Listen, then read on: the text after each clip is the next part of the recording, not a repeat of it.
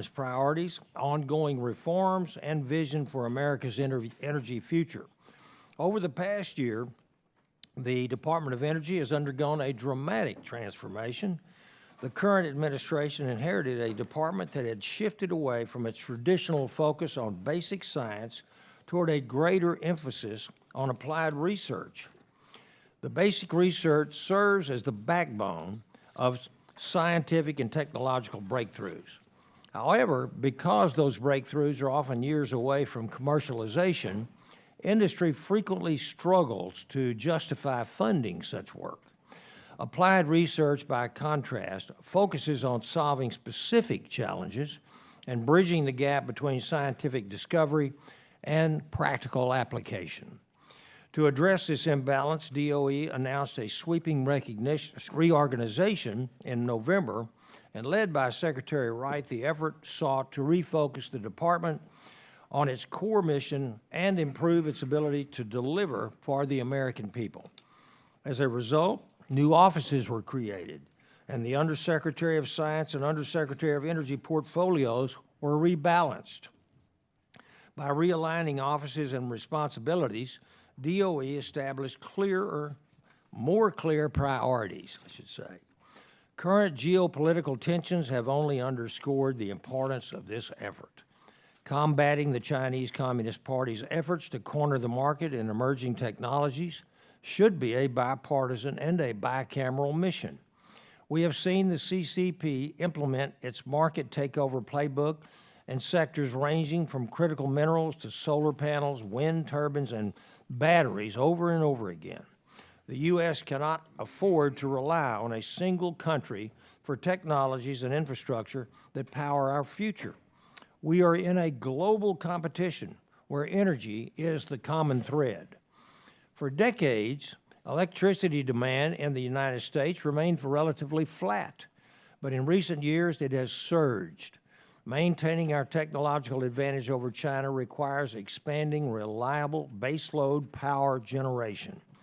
In an effort to surpass us and dominate emerging technologies, the CCP races to add as much power as possible to its grid, including approximately 78 gigawatts of brand new coal-fired power generation just last year alone. The ongoing conflict in the Middle East has further strained global energy markets. Before the conflict, approximately 1/5 of the world's oil and liquefied natural gas, or LNG, supply flowed through the Strait of Hormuz. More than 13 million barrels of oil per day are now at risk due to the Iranian regime's harassment of shipping. Relying on foreign energy sources exposes our nation to macroeconomic volatility, national security risks, and supply chain bottlenecks. I want to applaud Secretary Wright and the Trump administration for championing domestic energy production to strengthen our energy security, support economic growth, and ensure that the United States has the power needed to compete and to win in the technologies of tomorrow. Many factors contribute to rising electricity demands, and while artificial intelligence, AI, and data centers receive much of the attention, the electrification of everyday American life and the return of manufacturing and industrial activity, manufacturing change, to the United States are also increasing the demand for reliable, affordable power. These challenges were compounded during the Biden administration, which pushed regulations that accelerated the retirement of reliable power plants without ensuring adequate replacement generation was available. As demand grew, these policies placed grid stability at grave risk. Simply put, America must produce more energy, not less. I look forward to hearing from the Secretary today about the steps that have been taken over the past year to modernize the department and how this budget request builds up on that progress. So again, I would like to thank the Secretary for being here today and appearing before our committee, and I will yield my time back.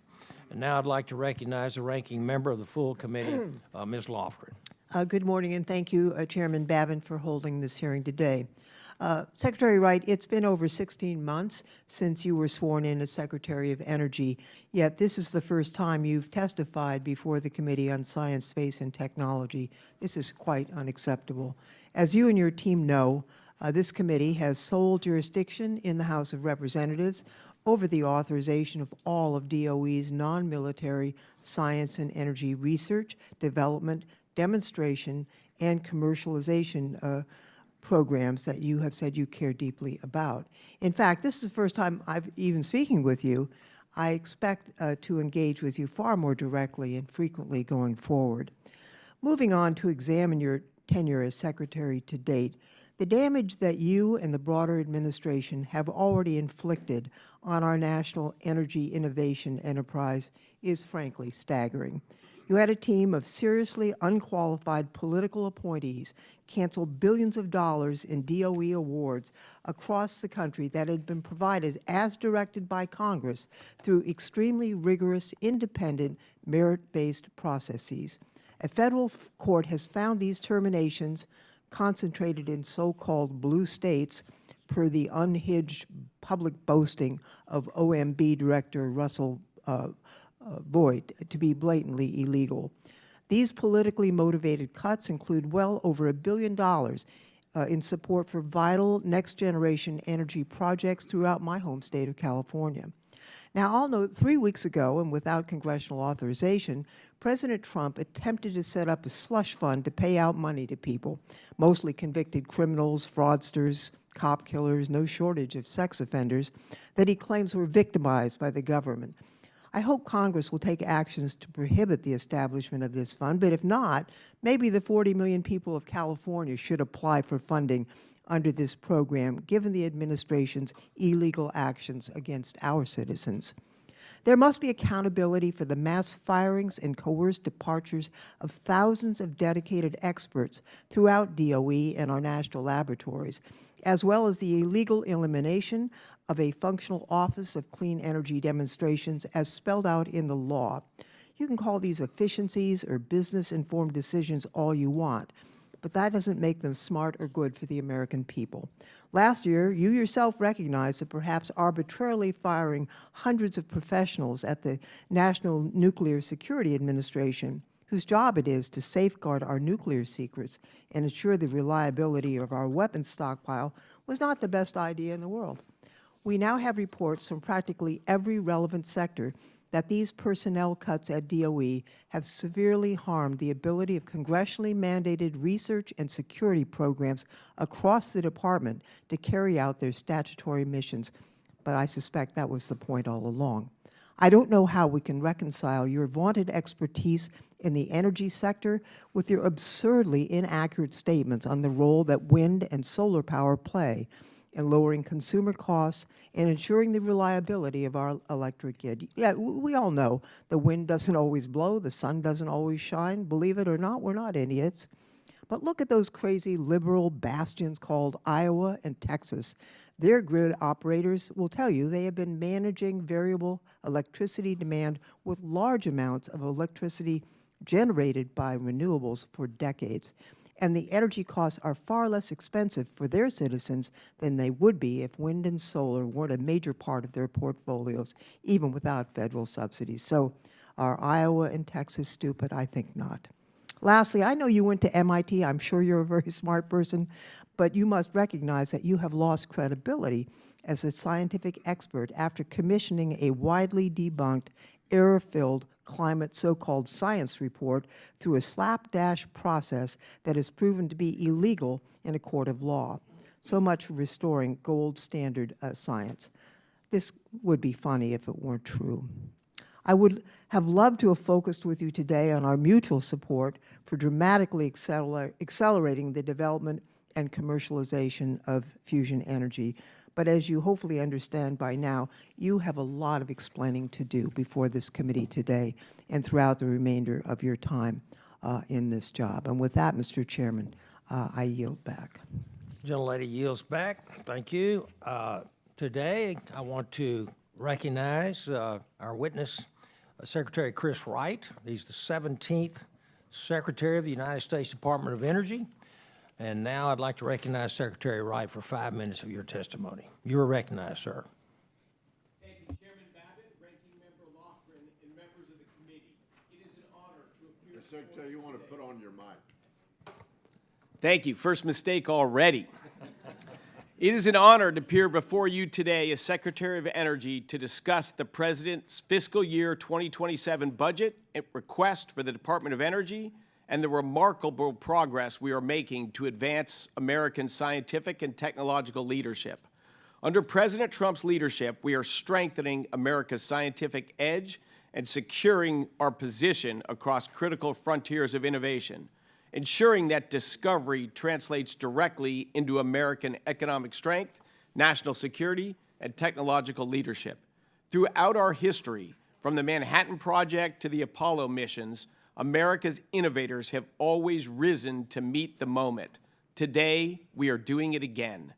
President Trump launched the Genesis mission with one clear and urgent goal: to make the United States the undisputed leader in AI and unlock a new era of American scientific discovery. This is not just a program.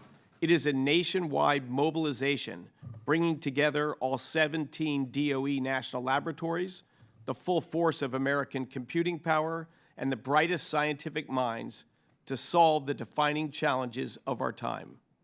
Thanks to funding from the One Big Beautiful Bill, we initiated the American Science Cloud Platform and ModCon projects and foundational investments in data curation and model development. We have launched 26 national science and technology challenges spanning energy, advanced materials, biotechnology, quantum science, and other critical domains, each one identified to deliver measurable, real-world impact for the American people. Take nuclear energy.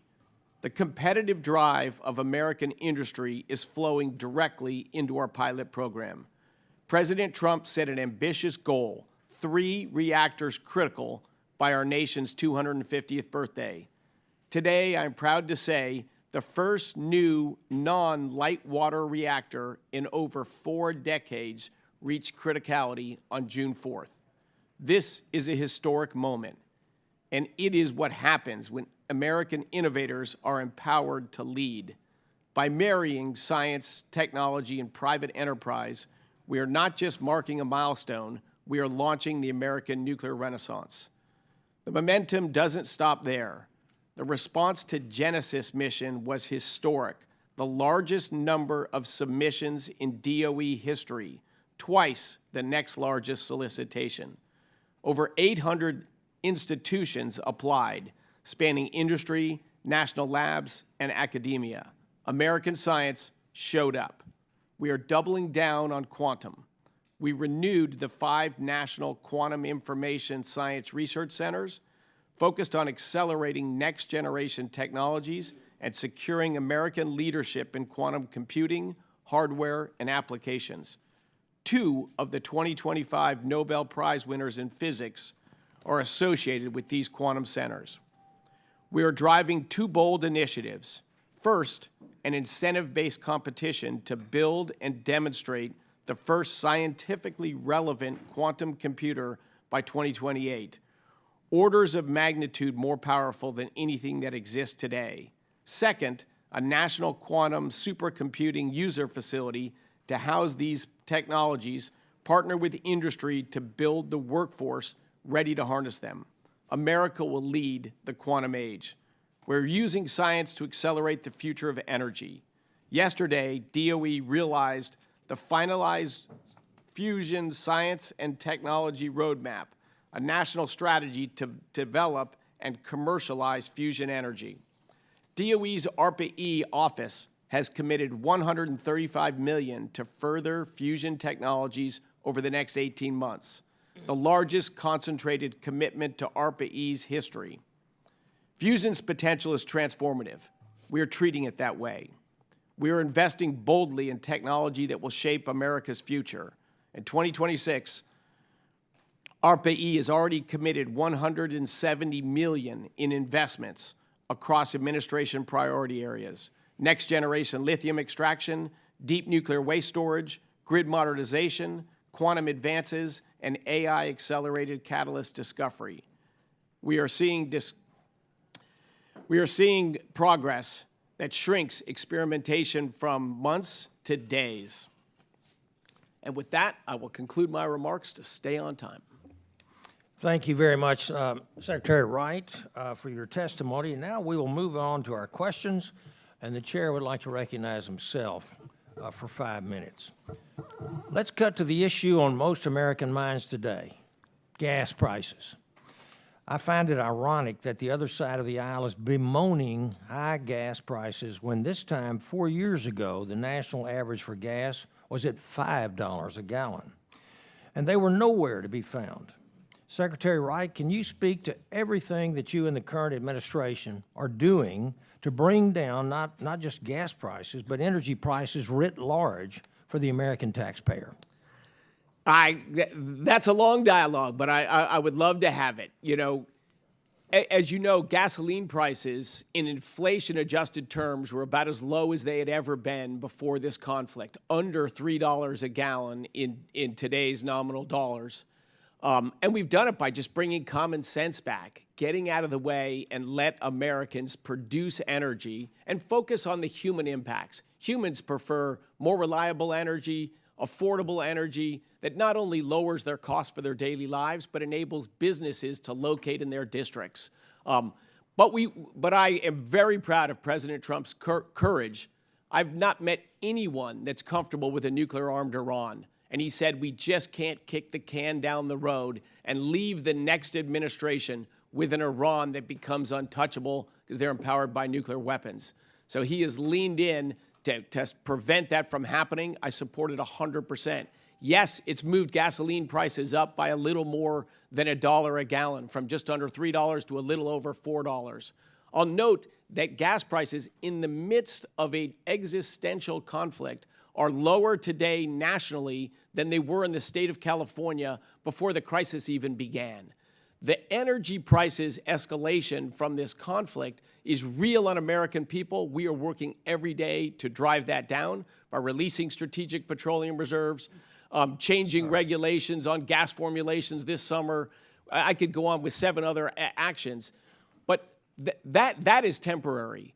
Democratic policies that drive up electricity prices, gasoline prices, diesel prices, they have been permanent. And they are a larger force, a larger factor in energy prices today than the Iran conflict. And this conflict will pass, and we will prevent Iran from achieving a nuclear weapon and long-term threatening energy supplies and peace and stability in the Middle East. We will lead to an era of lower energy prices, more abundant energy resources, and a more secure and prosperous world. Thank you, Mr. Secretary. Forecasts continue to show growing electricity demand in the years ahead and placing increased pressure on the nation's electric grid and generating resources. Under the previous administration, DOE released several studies and analyses that raised concerns about expanding liquefied natural gas exports and the long-term role of natural gas in the nation's energy mix.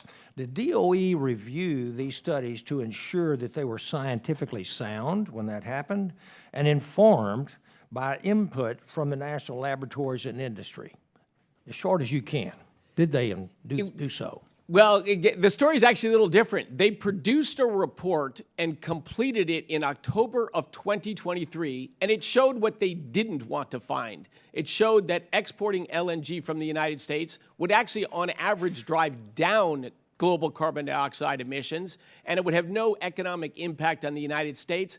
They buried that report and never released it. They came out 3 months later saying they were going to study the issue of LNG exports and therefore put a pause. And at the very end of their administration, they released a report which was just a subset of the original scientific report that showed a couple cases where, on a very much at the margin, you could have a slight increase in greenhouse gas emissions with U.S. LNG exports. And then they said that it would raise gas prices by 30% if you looked over a 30-year time frame. So the abuse of science and facts was reprehensible.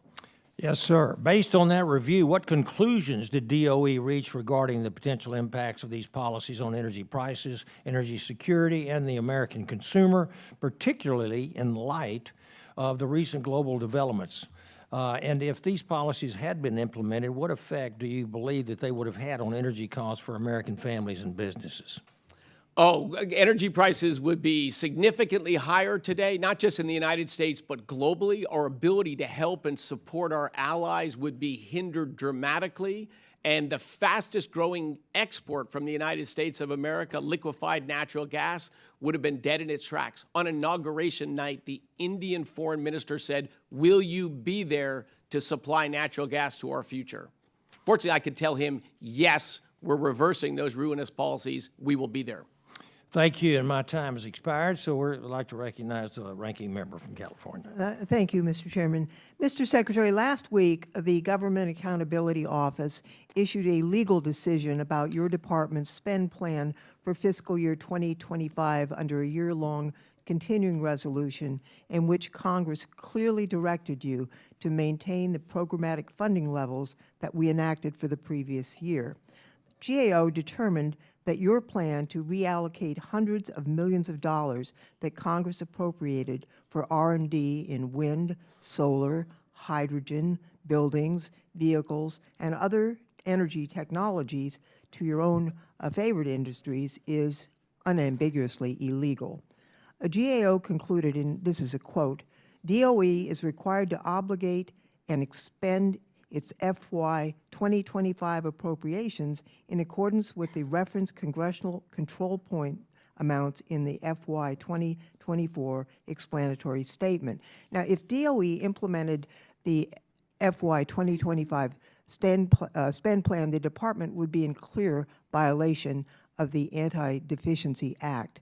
GAO clearly states, and again I quote, "To the extent that DOE obligated or expended FY 2025 funds in excess of appropriated amounts, that is the FY 2024 levels described above, DOE should report an Anti-Deficiency Act violation." I'm interested whether that occurred.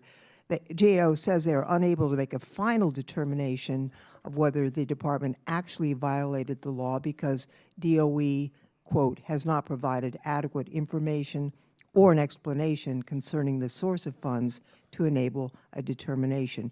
I'm wondering if you have made your staff aware that obligating funds beyond what Congress prescribed could lead them, not just you, to incur significant civil as well as criminal penalties under Title 31, Section 1350 of the U.S. Code, which includes fines and potential imprisonment. We are aware of the GAO report. It's been referred to OMB, and they are engaging on that issue, and there will be a dialogue back and forth to find out what the resolution of that issue will be. I'd just like to note in April of this year, the Wall Street Journal reported that the president said, quote, "I'll pardon everyone who's come within 200 feet of the Oval Office." I'm wondering whether the president has made such an offer to you or your staff in terms of the violation of the Anti-Deficiency Act. No, I've heard no such offer, and of course we take our mission and the law and the rule of Congress quite seriously. Despite your implication that we're flippant about it and violating the law, I think that's a mischaracterization. Secretary White, I'm concerned about decision-making at the DOE in awards that undermine the competitive market and the department's own processes to ensure integrity. In late October, you announced that DOE would build 9 new supercomputers with 5 companies at the cost of $1 billion in taxpayers' money. There were no open competitions for these awards, no notice to Congress as required by the Anti-Deficiency Act, and no indication of where this funding would come from. My understanding is that the deal was inked and announced before the public servants at the Office of Science even knew about it. Can you tell us about the process for selecting these awards and how you ensure integrity in your deal making? So we put out a solicitation for developers of advanced computing systems, data centers, and said if you're having trouble permitting them, we have a lot of land at the Department of Energy National Labs, and we want to increase our scientific computing capacity as rapidly and as cost effectively as we can. And we had overwhelming response. So what you're referring to are deals where developers will pay entirely the capital cost of building compute at our national labs. We will run and maintain those systems and get delivered to us a meaningful percentage of the total computing power developed. So in fact, I think it's quite a creative way to bring on computing power faster and at wildly lower price, so we can drive innovations to solve health challenges, to drive energy challenges at a much faster pace and dramatically lower cost to the American people. Super proud of the effort and the work we're doing in there, and we've been open about it every day. We announced our solicitation. We announced we got hundreds of feedback from them. We announced, as you just said, the deals. We agreed to have computing systems built at no taxpayer cost on our laboratories. They are tremendous deals. Very proud of them. I have more questions, but I'll submit them for the record, Mr. Chairman, as my time has expired. Yes, ma'am. Now I'd like to recognize the gentleman from Texas, Mr. Weber. Thank you, Mr. Chairman, and thank you, Mr. Secretary, for coming to our district over the LNG plants just 2 or 3 weeks ago. We appreciated that. I want to go back to a lot of Americans are complaining about high gas prices, for example. But I think it would be safe to say that once the Iranian regime is done away with, then the whole world will benefit from that. We have to remember that the Iranian regime is an apocalyptic government that wants to destroy. They say they want nuclear energy, but people don't build nuclear plants down in the mountains, right? They usually build them up where they're in plain view and they can be accessed equally. So in police work, they call that a clue. The Iranians are an apocalyptic government that wants to destroy America, wants to destroy Israel, and wants to destroy any of their allies. They cannot be allowed to get nuclear weapons for that very reason, and the president is extremely on track with that. Once that happens, then when the Hormuz Straits are opened up and ships are flowing and energy is flowing again, the gas prices will come down. And I want to remind our committee here that there was 8 presidents. There was President Carter, who could have done something with the Iranians. President Carter, President Reagan, President Bush Sr., President Clinton, President Bush Jr., President Obama, and President Biden. There was 7 or 8 presidents that could have done something about this, which we wouldn't be experiencing these high energy prices today. President Trump had the guts to take the bull by the horns, we say in Texas, and to make that happen. Anyway, that's my apocalyptic discussion about the Iranians. Secretary Wright, thanks for your testimony. I want to take the opportunity to talk about the ongoing SPR. As you probably remember from our discussion, Strategic Petroleum Reserve is 60% in my district, so that we have a lot in there on the Texas Gulf Coast. What's the current status and timeline of the emergency exchange arrangements made in coordination with the IEA, International Energy Agency? How many barrels do you think we can expect to be returned, and how soon? So thank you for that question, Representative Weber. And as you just said, those barrels that are exchanged, that's the dramatic difference. The Biden administration 4 years ago sold 200 million barrels of oil from our Strategic Petroleum Reserve to drive down gasoline prices before an election in the early parts of the Russian invasion of Ukraine, where there was not an interruption of Russian oil exports at all. We had same flow of oil around the world, but they released a bunch of oil for political purposes, and they sold those barrels. We have not, as you pointed out, we have not sold a single barrel. We have traded those barrels. We have released a barrel now because we have short-term interruptions in flows, and to date, on average, we're getting back 1.28 barrels for every barrel we release. So ultimately, we will release 172 million barrels, and we will get well over 200 million barrels of oil back that'll start coming back early next year. So we'll end out with a Strategic Petroleum Reserve more full than we started this conflict, while still mitigating the price impacts of this conflict and the flow and mitigating the interruption in the flow of oil. Well, that's a great exchange rate. You'd almost think that our president was used to being in business, wouldn't you? He's doing a great job. I want to jump over indeed. to our Congress district building maritime sector things here on the Gulf Coast. In March, President Trump issued a 60-day waiver of the Jones Act. That's been a bit controversial, given the Jones Act impact on domestic industries. Do you have an update on the economic effects these waivers have had? So it has been used enormously. I think close to 100 ships already have used that Jones Act waiver. And the main route that is used is that allows your region, the Gulf Coast, where most of American refined products are produced, to deliver those, to New England, to California, and to West Coast that are not covered well by pipelines. California's just stood in the way of energy infrastructure. Democrats have decided to make energy of all kinds expensive in California, and President Trump has thought that's deeply unfair, and we need to do everything we can to lower the price of energy for all 340 Americans, whatever state they live in. And so a lot of products from your district have been able to transit more cheaply from the Gulf Coast to California. Where does California get over 60% of its oil? From the Persian Gulf, from South America, from across the Pacific Ocean. They get refined gasoline from Asian nations that comes on cargoes all the way across the Pacific Ocean. They call that green. I don't see anything green about that. But now they're getting those products from the states of Texas and Louisiana, American sources, cleaner and lower cost. Well, we appreciate that, but we want to make sure that our great maritime industry, we get the Jones Act back in place quickly as we can. Thank you, Mr. Secretary. Thank you. Amen. Gentlemen,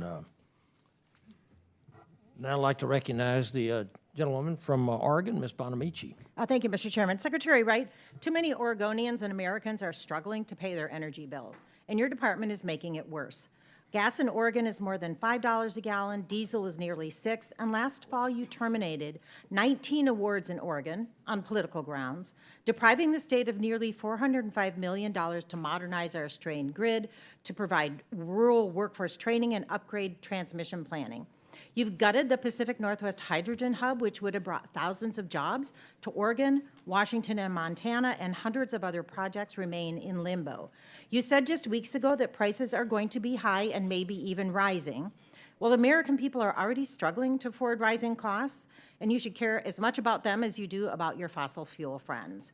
You've demonized wind and solar, the same sources that, paired with Oregon's baseload hydropower, keep Oregonians' residential electricity rates about 25% below the national average, and instead support aging coal and gas plants that actually drive up costs and continue to spew carbon pollution. This budget is a gift to fossil fuel corporations at the expense of working families and their health. And Secretary Wright, Congress created OSED, the Office of Clean Energy Demonstrations, because the department had a poor track record of managing large-scale demonstration projects. The GAO found that OSED lost 85% of its staff last year, including all independent assessment staff. And I'll note that OSED previously managed the Pacific Northwest Hydrogen Hub. So how many people currently work in OSED, and what projects do they oversee? So that OSED team is now dispersed in the various technical departments that are relevant to the projects they're overseeing. They're overseeing all of the existing projects and whatever new projects come into that. So what you're saying is that there's no staff at OSED? No, I said they're overseeing all the projects. There's several dozen people working for OSED in overseeing those projects. How many? Several dozen? Yes. Okay. And GAO also reported that it is unclear, this is a quote, it is unclear how DOE plans to meet its statutory requirements to manage projects. And you agreed that the department would develop a plan to do so by March. Well, this is June, and we haven't seen that plan yet. So what specific actions has the department taken to meet the statutory requirements for large-scale projects that Congress has established in law? We are managing all of those projects. The Department of Energy may have less employees now than it did 18 months ago, but the professionalism and the work output of it is dramatically, dramatically increased. Please come over and visit or engage with us in a dialogue about any specific projects. But did you submit any sort of plan for how you would manage these projects? Have you given that to Congress? Have you released a plan showing how you were going to manage these projects? I'd have to ask my staff behind me. We have been Please follow. incredibly transparent. Anyone who calls me from the House, from the Senate, from anywhere gets a return phone call and a dialogue about whatever they want to talk about. We will follow up on that. Well, I just want to note that the budget, as I read it, it looks like a blueprint to prop up fossil fuel corporations that pollute and that drive up prices. It seems like it's a retreat from American innovation and clean, cheap, renewable energy. It ignores the unaffordable costs that Americans already face to fill up at the pump, to heat their homes, and to keep the lights on. And I know you were talking a lot about LNG. Oregonians don't want LNG. They've refused to permit 2 large LNG plants for reasons that they don't want to contribute to the fossil fuel economy. We had a lot of concerns about locating those plants on the coast where there's a Cascadia subduction zone and risk of tsunami. So we've rejected LNG in Oregon. In the meantime, China's making massive investments in wind and solar. They're selling more EVs than the rest of the world. So this budget isn't about American dominance. It's about ignoring science, ceding leadership to China, and contributing rather than stopping climate change. Americans deserve better. And I yield back, Mr. Chairman. Gentlewoman yields. I'd like to recognize Mr. Webster from Florida. Thank you, Mr. Chairman. I appreciate it. Secretary Wright, the President prioritized the Office of Energy Dominance Financing, EDF, and in his budget request, and you know that office provides access to debt capital for high-impact, large-scale infrastructure projects in the United States.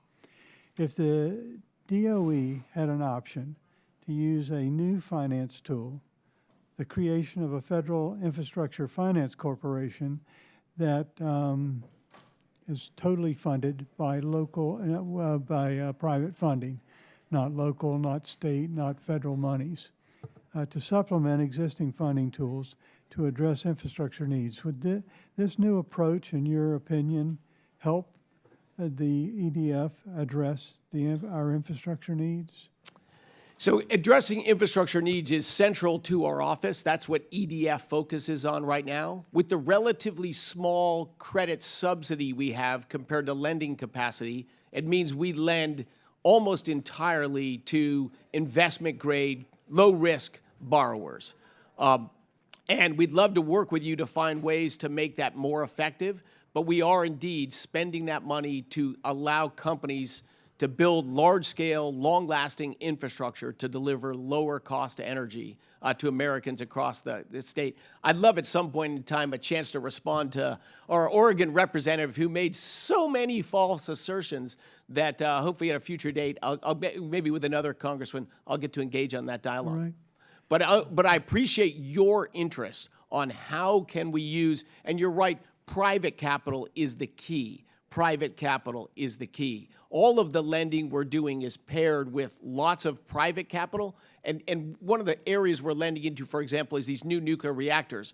Once a few are built, they will be funded entirely with private capital going forward. We're just getting that ball rolling. And again, with credit-worthy investment-grade borrowers so that we don't put the American taxpayer at risk, as the previous administration rushed out $85 billion in the 76 days after they lost the election and before inauguration. Fortunately, we could prevent most of that money from going out the door because a lot of that money never would have come back into the door. So how will permitting and regulatory reform help with the all-of-above energy strategy? It is a big issue. It is a big issue. It's just so easy to stop something from being built in the United States, and it's hard to build big things in the United States. We didn't get this beautiful, fabulous nation without bold people building big things, our highway systems, our bridges, our cities. Today, it's become just far too hard to do that. I am passionately committed to the issue of permitting reform, have been working with your colleagues on that as well. If we can ensconce in law some of the common sense that we've brought with this administration so that people can build whatever it is they want to build. If they go through a reasonable permitting process in a reasonable time frame and they grant permits, they can build their projects. Okay, the Department of Energy's national laboratories generate an enormous volumes of engineering, modeling, simulation, scientific data, all of that. What steps is DOE taking to ensure researchers can collaborate across laboratories, agencies, security domains, and contractors without requiring all the data to be centralized into one single repository, which creates cybersecurity risk? Great question, great question. We're calling it the American Scientific Cloud. So we're connecting and putting in an accessible format all the data sets, from this particle accelerator and from this light source to gather the world's largest and most exquisite scientific data set, because that AI doesn't have it doesn't make up its things on itself. It just learns from existing data. So we are creating an ability to access all these data sets. They're not all in one location, but we're making a secure cloud that allows researchers in our national labs, in our universities, and our partners to access these just incredible data sets that will allow AI to rapidly increase the rate of scientific progress. We will have breathtaking energy and medical breakthroughs in the next year or two. I could not be more excited. Okay. Well, I got one more question, but I'll submit it through the other process. Yield back. Gentleman yields, and now I'd like to recognize Representative Ross from North Carolina. 5 minutes. Thank you, Mr. Chairman, and good morning. Thank you, Chairman Babin and Ranking Member Lofgren, for convening this very important hearing. And thank you, Secretary Wright, for being so kind to finally appear before this committee today to talk about the President's budget request for the Department of Energy. We saw Secretary Granholm many times before this committee. I'd like to discuss the so-called independent portfolio review process, which allegedly reviewed more than 2,200 projects in your department. One of those projects, which is in my home state of North Carolina, appeared on a leaked list of projects slated for cancellation. This award was helping Duke University study the potential impacts of offshore wind farms and would help us develop those projects in a safe and effective way. The status remains unresolved, in case you were wondering. And in October, right after you canceled hundreds of clean energy projects in blue states, you told the press that this project was being conducted by a team of 7 or 8 people. Your staff since admitted to this committee and to the committee staff that the portfolio review process was run entirely by political appointees who approached the review with a subjective, inconsistent analysis for each project.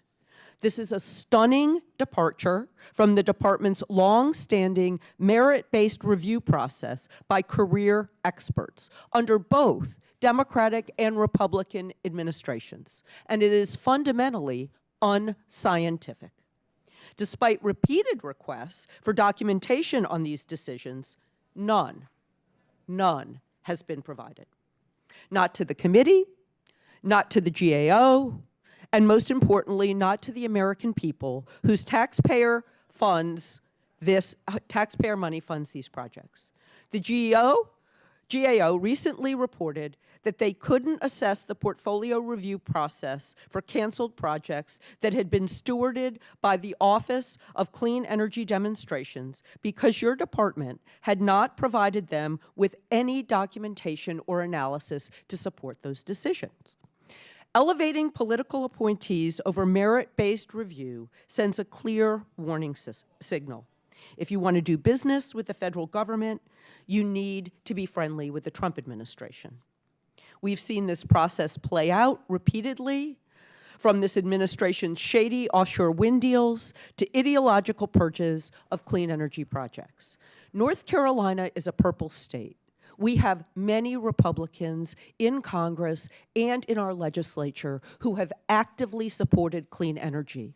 It is part of our economy. It is where we have seen job growth even during a recession. This should not be a partisan issue, and it shouldn't be ideological. The people involved in these decisions should be held accountable.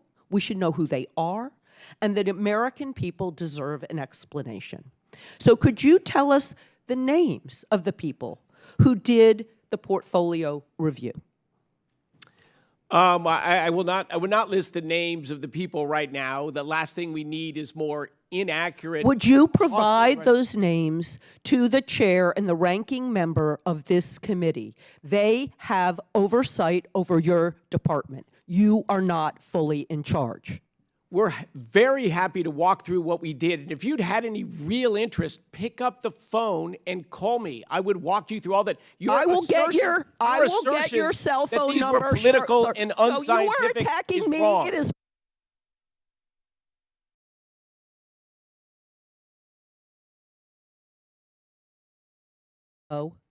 And you are just obfuscating the situation for your own political benefit. Clean energy is an entire sector that has benefited this country. It has weaned us off of fossil fuel, and it has created jobs. This administration has It has done declared neither. war on clean. It is my time. You only speak when I ask you a question. It has declared war on clean energy. It has cost jobs. It is risking our environment. I have not taken any objection to making sure we do things more efficiently. I want to do that. I've practiced energy law and represented almost every sector. We cannot just say one way of doing it is the right way, and I yield back. Gentlewoman's time's expired. I'd like to recognize the gentleman from California, Mr. Obernolte. Thank you, Mr. Chairman. Secretary Wright, nice to see you again. Good to see you. Appreciated your testimony and particularly appreciated your emphasis on the Genesis mission. You and I have had several conversations about this as chairman of the House AI Task Force in the last Congress and as chairman of the House Fusion Energy Caucus in this Congress. I am particularly interested in those parts of the Genesis mission. I find it tremendously exciting that the DOE is helping to lead that effort. We last month sent a letter to you expressing our support for the Genesis mission and asking some specific questions about what the administration's priorities were. Undersecretary Gill was kind enough to respond to that letter last week on your behalf, but we have a couple of questions that remain that I wanted to get your feedback on. First of all, we, in that letter, called for a dedicated Genesis title in legislation this year that fully funds the Genesis mission. And we also opined that it would be useful to have a demonstration phase for the Fusion Milestone program. Can you tell me what the DOE stance is on those two issues? Yes, look, fusion energy is certainly a passion, as science in general, that you and I share. We have, I don't know if you probably got an advanced copy of what we've got, our roadmap on fusion. And what we're trying to do is leverage both the budget we have from the government end together with private capital about what are the basic, neutron survivability, what are the basic issues that are not handled well in the commercial space to focus on at our department research, and then how do we engage as productively as possible with private efforts in it. I'm sorry, give me a little more color again on exactly what you want me to address. So how about talking about fusion? How do you feel about a demonstration phase for the Fusion Milestone program? Absolutely. Absolutely. We've got to figure out what the right, and of course there's different approaches to fusion, but I like that idea. Yeah, well, I'm very excited that we're moving from investing in the basic science, which the DOE has done in fusion for decades now, into commercialization. So your budget request has a little over $750 million, $755 million for fusion. Can you give us a breakdown of how much of that is focused on commercialization and how much remains focused on the basic science? I don't have those numbers in front of me, but my bet is that more than half of that is probably still on the basic science. But again, in partnership with commercial companies of what are the issues that are ultimately going to be those last barriers for them to cross to do it. But we are working with multiple commercial companies as well, and obviously with time, that budget will go more and more to partnership funding with commercial businesses. Right. Well, I think it's tremendously exciting that we're seeing such huge private investment in fusion commercialization. I mean, this is the virtuous cycle that happens when we do our jobs in investing in federal research into basic science, and then when private industry and private capital can see, a pathway to actually commercializing things and turning a profit is when that investment starts. And the fact that we had over $1 billion of private capital invested in commercialization last year, I think is an indication that this is a process that works. Talking about the goals of the Genesis mission, one of the stated goals in the executive order was to double the productivity of American research by giving people access to these high-quality data sets and leveraging artificial intelligence. That is an audacious goal, and I welcome it. I think it's great that we're thinking in those terms. But the engineer in me can't help but think, like, how are we going to measure that? Like, how do we have a measurement, a metric for research productivity? How are we going to figure out what progress we're making towards that goal? It is a challenge, but we're going to, it's going to be specific. We're trying to develop this drug to address this issue. It used to take 3 years with this method, but we've got a methodology that, of course, will have to be much more than twice as fast because we're not going to have new tools or new advancements to every aspect of scientific productivity. But I think it's a reasonable estimate of what could be achievable. And it means the United States spends $1 trillion a year on basic research. What we're hoping is if we can get the equivalent of $2 trillion a year of research advancement with spending only $1 trillion, we can drive innovation much faster. I appreciate your testimony. I see my time's expired. Let's keep this conversation going. Thank you, Representative. Appreciate your support in these areas. I yield back. Gentleman's time's expired. I'd like to recognize Representative Salinas from Oregon. Thank you, Mr. Chair, and thank you to our ranking member. And thank you, Secretary Wright, for being here today. President Trump made a series of promises to bring down costs when he was running for president. And I want to review and see if he kept those promises. So let's start with gas prices. The average cost of gas on the day President Trump took office, not under Biden, but the day he took office, was around $3 a gallon. On the campaign trail, he said he would bring the price of gas to under $2 a gallon. What is the price of gasoline today? It's different in all different districts and in all different gas stations. In the U.S. in average. The average price of gasoline in the U.S. today is about $4.15. That's right. It's up over 33%, or $1 a gallon. That is well over the $3 per gallon. It's gone way up, not down. So what's happened since President Trump took office on electricity? Have electricity rates been cut in half as he promised, or have those gone up? Electricity grids are long-term processes, and the Biden administration would not allow the construction of any reliable economic energy sources. So, of course, all the new kit that's coming on the electricity grid, almost all that's coming on today, is still what was approved under the Biden administration. And yes, it's continued its upward progress in electricity, but that will be reversed. Okay, reclaiming my time. You work for the Trump administration. I asked a simple question. The answer is that electricity prices have gone up 10% under President Trump, and much more than the rate of inflation, and certainly more than my constituents, my farmers, my hardworking Oregonians can afford right now. So let's get this straight. President Trump said he would bring down the price of gas to under $2 a gallon and would cut our energy bills in half. This has not happened. And not only has he broken promises, gas and electricity prices have soared under his leadership. And I want to look at why. Did you warn President Trump that going to war with Iran would drive up gas prices for American families?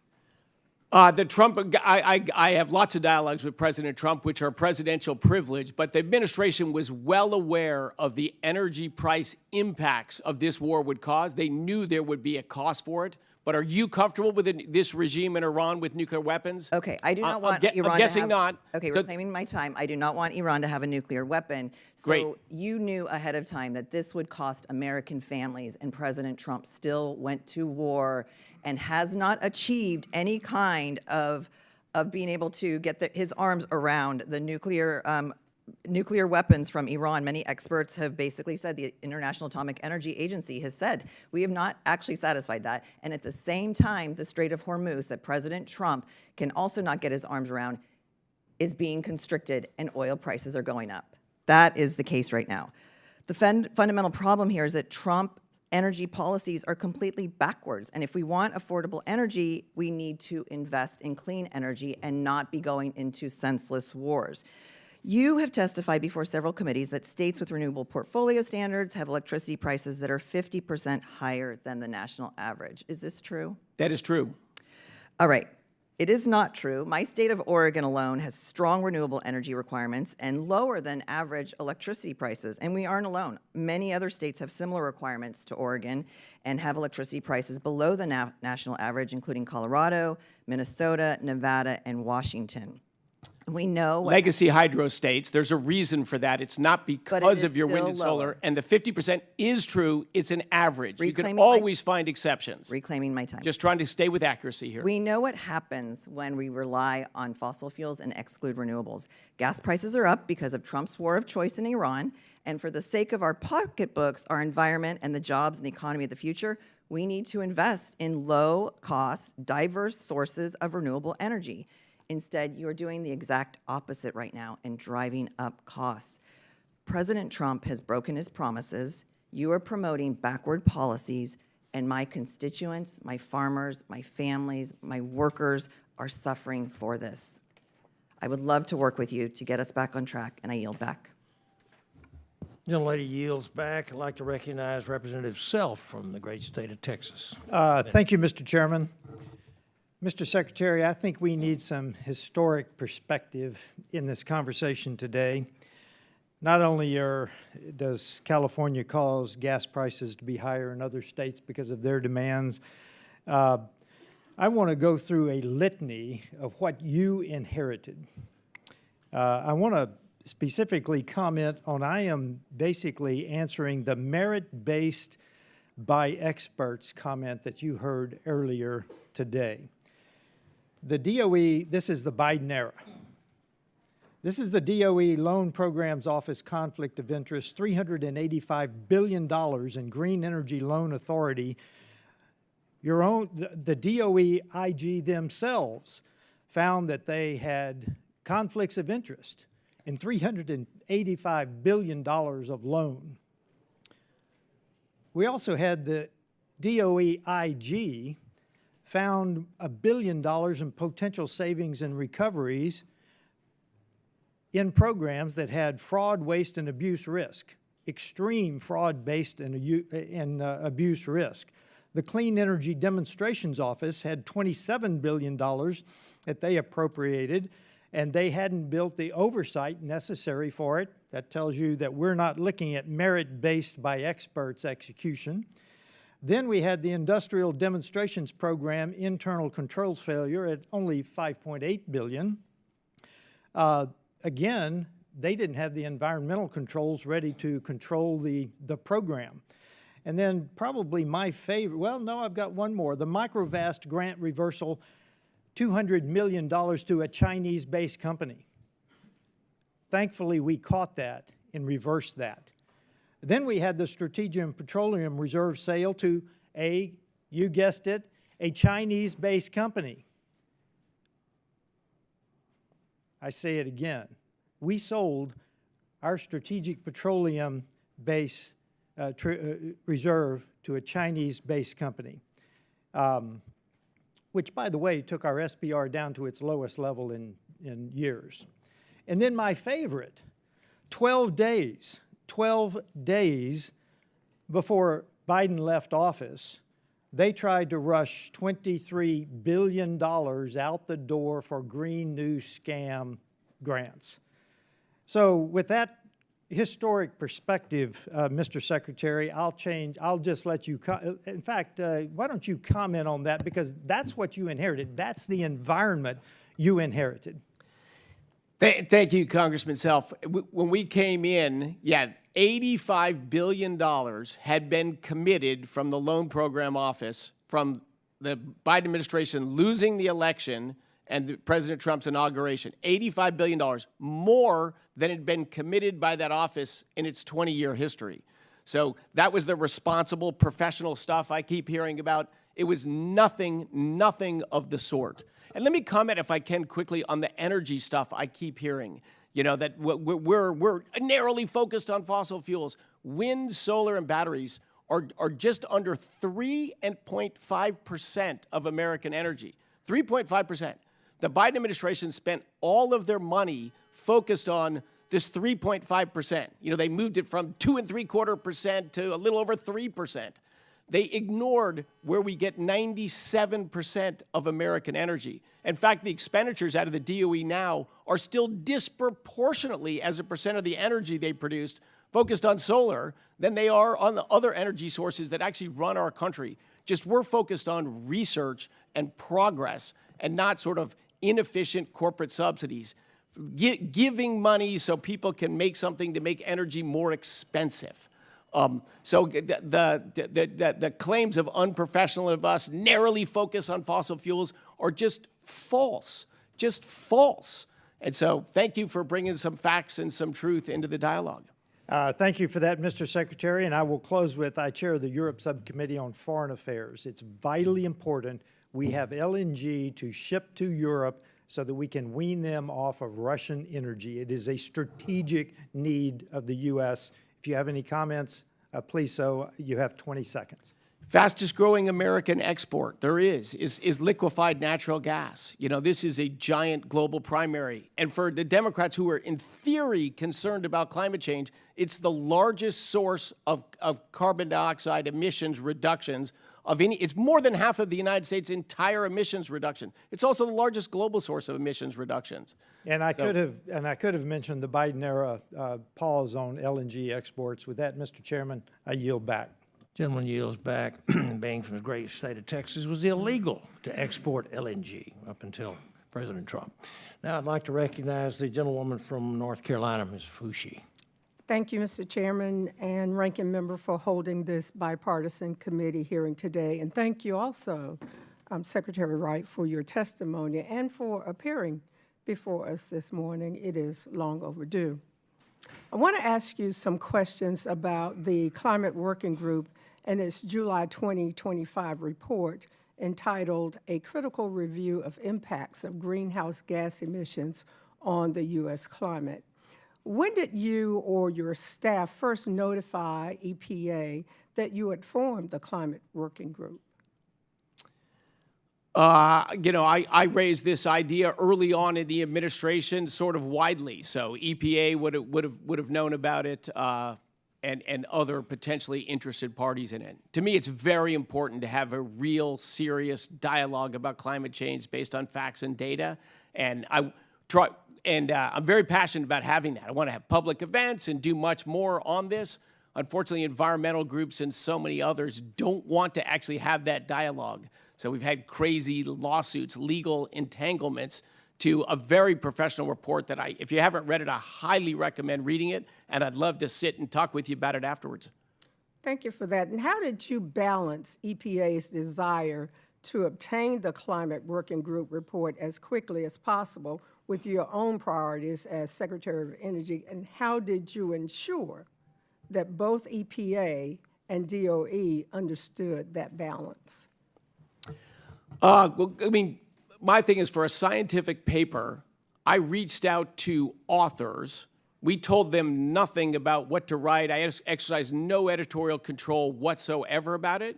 But the goal was to get a dialogue going as quickly as possible. So in the publication process, you write a draft, you put your thoughts and organize your ideas down, and you release a draft, and then you open it up for comment, and then you have an iterative process before you issue a final report. A very open, very transparent dialogue around the facts around climate change. And actually, I would say it's been quite successful in that. Enormous amount of comments on that report, enormous amount of dialogue. But not in as public of a frame as I'd like. In April 2025, did you personally discuss the deadline for the Climate Working Group's report with EPA Administrator Zeldin? And if so, did Administrator Zeldin tell you why he wanted the report to be transmitted to EPA? I don't remember. Yeah, it's certainly possible. My goal when I called the authors was, how quick can we do it? You know, of course, I wanted it as quick as possible. They wanted to make sure they had enough time. We struck a balance of what could get a credible, serious relatively comprehensive report out there. Let me ask you this. Were you aware that your staff was providing updates to EPA staff about the progress of the climate working group? And did you designate a staff lead for coordinating it with EPA? I don't know if coordinating with EPA, but we had a lead who was coordinating with the authors of the report and probably with any other interested parties. So yeah, would we have been open and communicating about that? I suspect we would have been, sure. Let me just say, I want to tell you directly that the Trump administration's approach to policymaking has been a disaster for the people in my district, North Carolina's 4th. It was bad enough when Secretary Lutnick and the Commerce Department arbitrarily terminated a $285 million contract for the Smart USA Institute in Durham, even though Smart USA had met all of its performance targets so that the money could be redirected to some kind of CHIPS slush fund. And I will say to you that my folks say to me that you don't pick up the phone when awards have been canceled. But it doesn't stop there. You have also failed miserably, Mr. Secretary, to protect my constituents from rising energy costs due to data centers. And because of this president's illegal war with Iran, gas is now, as we've heard continuously in this hearing, over $4 a gallon in my district. The White House announced its so-called ratepayer protection pledge with a whole lot of fanfare back in March. It sounded good, but guess what? Duke Energy is proposing to raise utility bills in North Carolina up to 18% over the next 2 years, and a lot of that is because of new data centers. 3 of the 4 counties in my district have passed data center moratoriums, but this is not just a local problem. It's a national problem, and you've dropped the ball when it comes to data centers. Why should the people of North Carolina's 4th District believe that this administration has a plan to protect them from data center energy costs when your first plan has failed so miserably? And with that, Mr. Chair, I yield back. Gentlewoman's time's expired. I'd like to recognize the gentleman, Dr. McCormick from Georgia. Thank you, Mr. Chair. I appreciate you, and appreciate you, Mr. Secretary, for being here today on this very important topic. It's interesting, I was just listening to my colleague talk about global climate change, and I've heard about this with data centers too, and the price of energy and all this. And what's funny, she echoes China's talking points directly. This is the thing that we know for a fact, that China is investing amazing amounts of money into America to make sure that our youth and our politicians believe that we should not be producing data centers. We should not be doing anything other than renewable energy, that we should be falling behind China in this race to basically lead the world into the next generation of intelligence and energy. Cheap, affordable energy has been the mainstay of an economy in America. What you're doing to build our nuclear facilities, what you're doing to streamline energy production, to make it affordable for Americans, the war aside, is going to be the future of America. What's funny, she's like, oh gosh, $285 million for a program that basically buys into what China has said is global climate change, while they produce the coal, while they pollute the earth, while they say you need to be part of the Paris Accord so you can basically be hamstrung and pay for us doing the wrong thing. It's so ironic. My constituent on the, my colleague on the other side of the aisle is basically buying into the China propaganda. And that's what drives me crazy right now.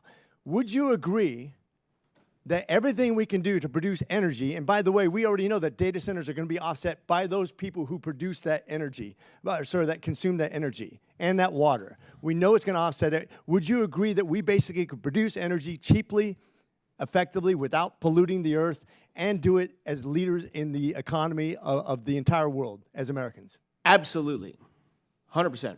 Pretty simple.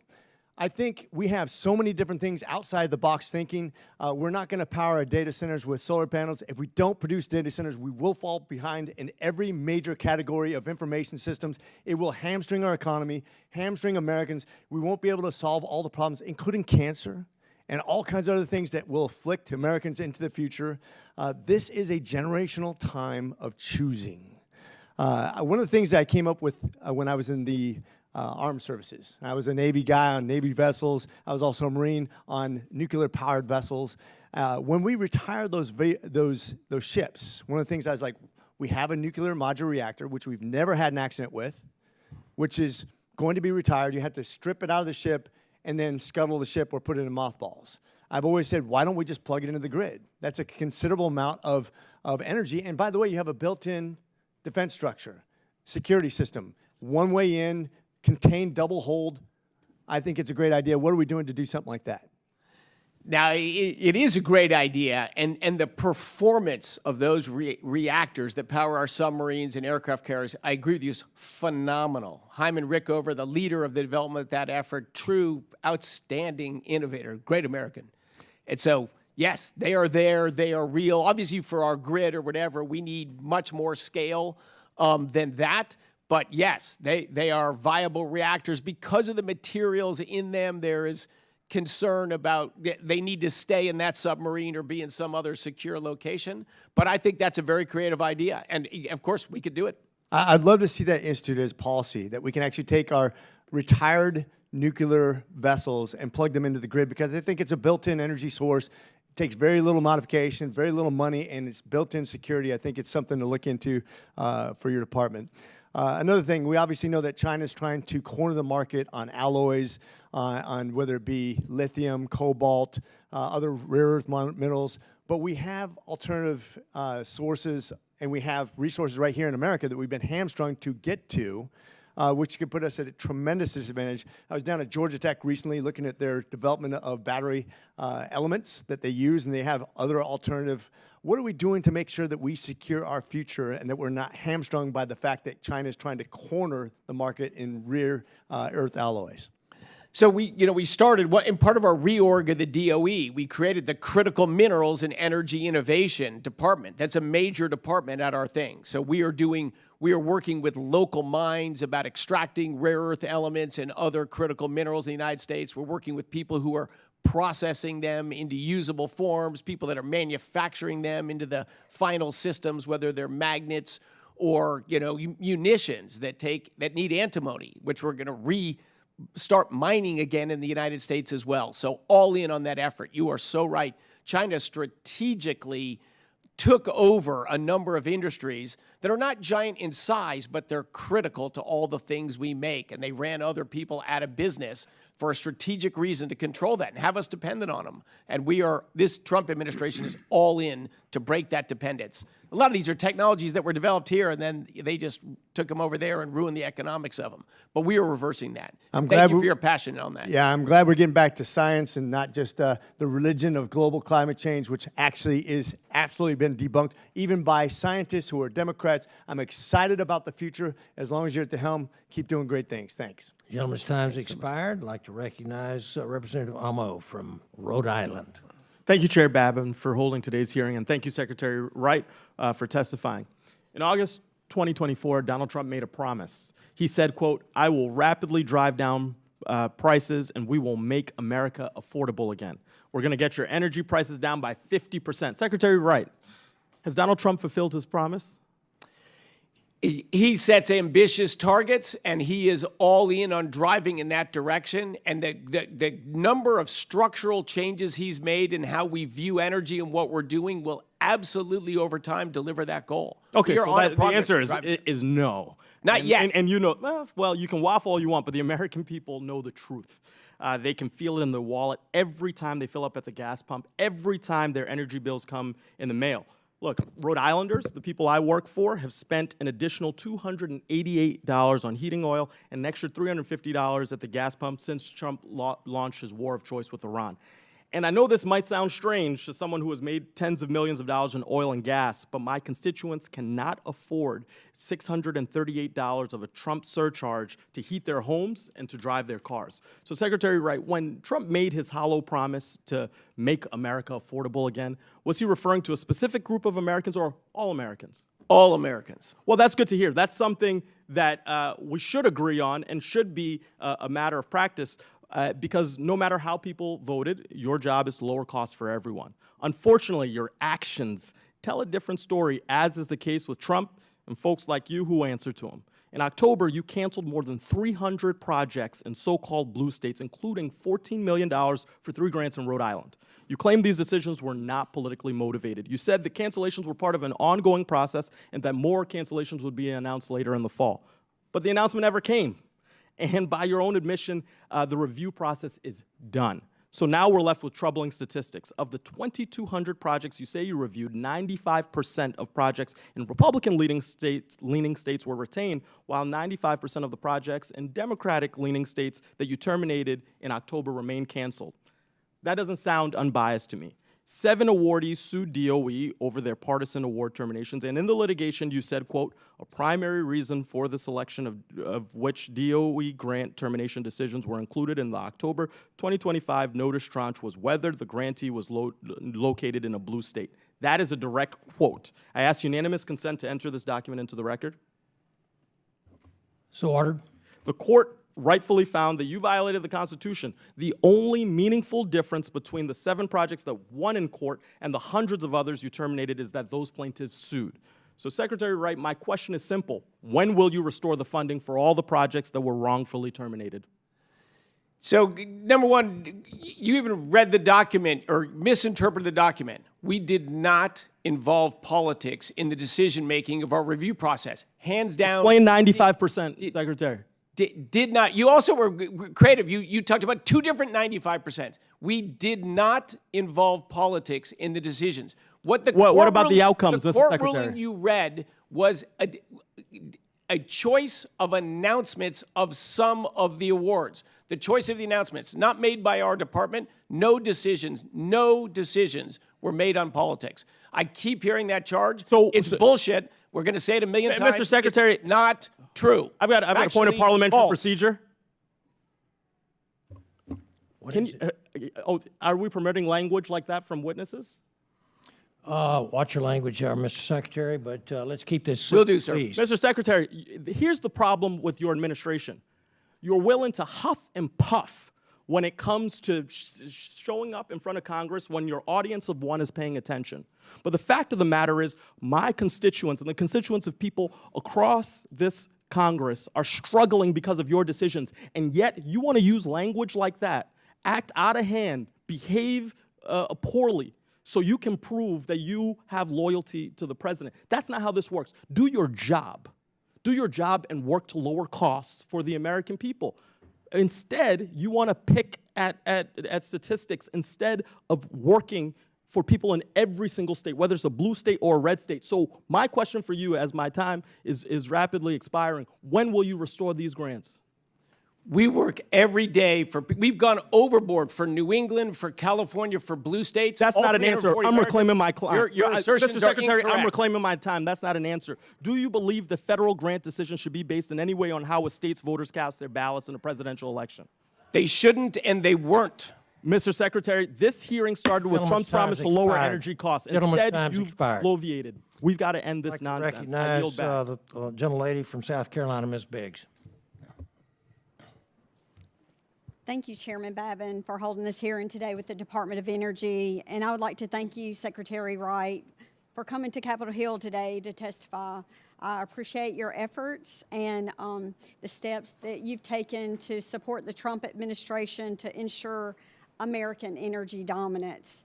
Contrary to my colleagues on the other side, my constituents in South Carolina, they're very grateful for your efforts, and they want to rid the waste, the fraud, and abuse, and they want real, true, meaningful policy to lead America forward. And I can tell you from our veterans and our military members, they understand exactly what's going on and the importance, because if we don't rid the possibility of the nuclear weapons in Iran, nothing else matters.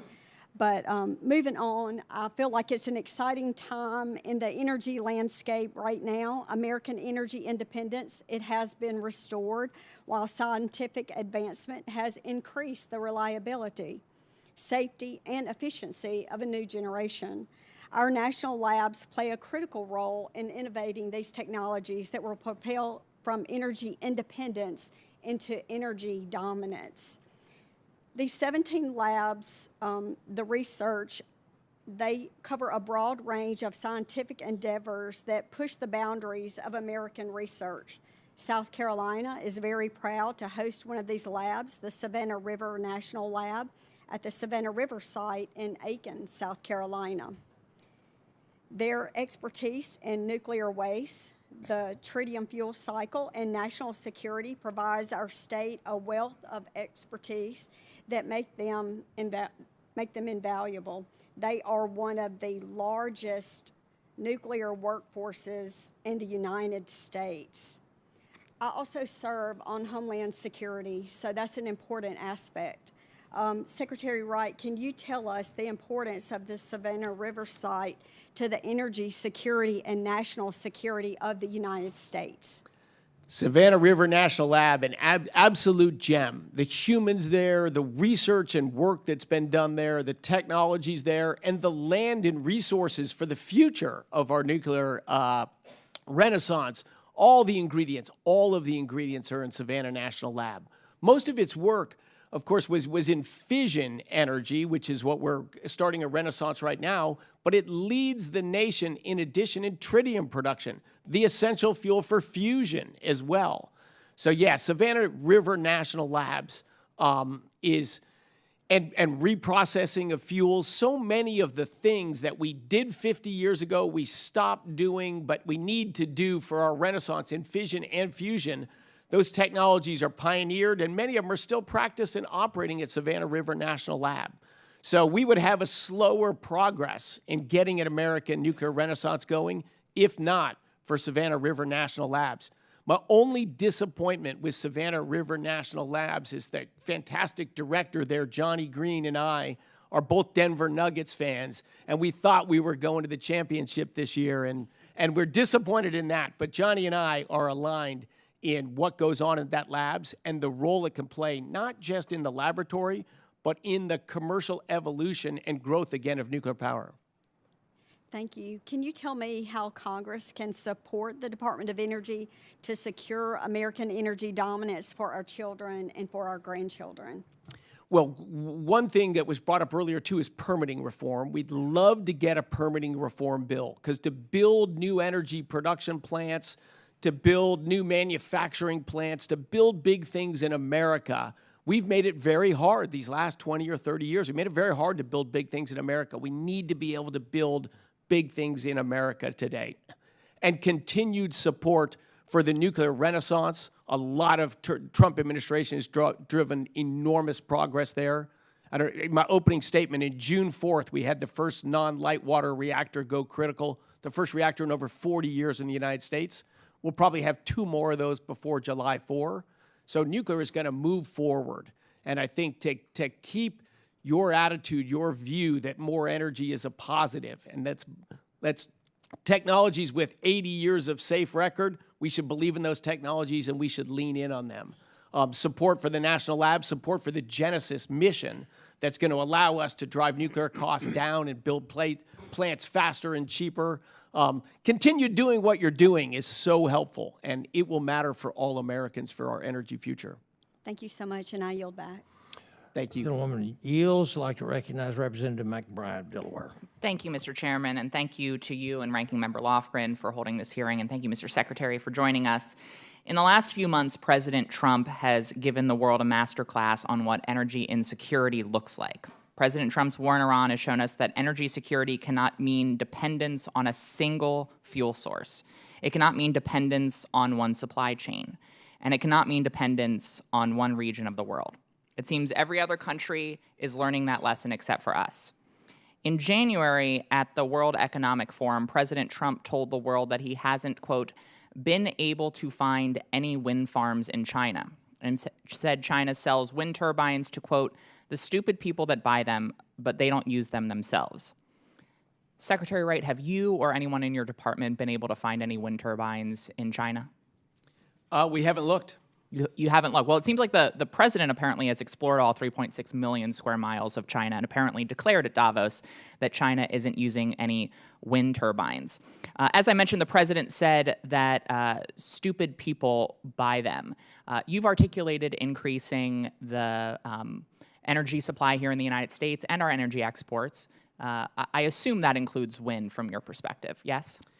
For all energy sources that are affordable, reliable, and secure. To me, it's just about math. I don't have a technology I love and a technology I hate. It's just about the math. So does that include wind?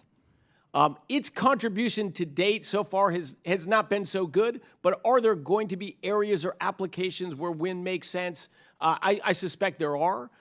We just wanted to get rid of the subsidies and get rid of the tilted playing field. But energy sources that can compete economically and can better human lives, I'm for all of those. So I'll take that as you believe that wind should be part of our portfolio.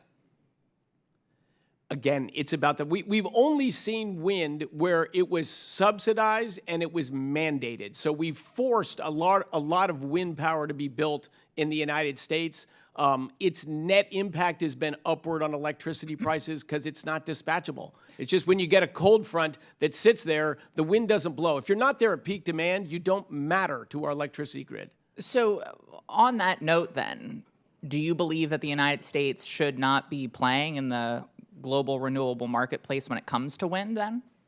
China is. Other countries seem to be buying. Whether you think or the president thinks those countries are stupid, they're buying from China. Do you think we should be selling wind turbines to other countries too, producing them here and selling them to other countries?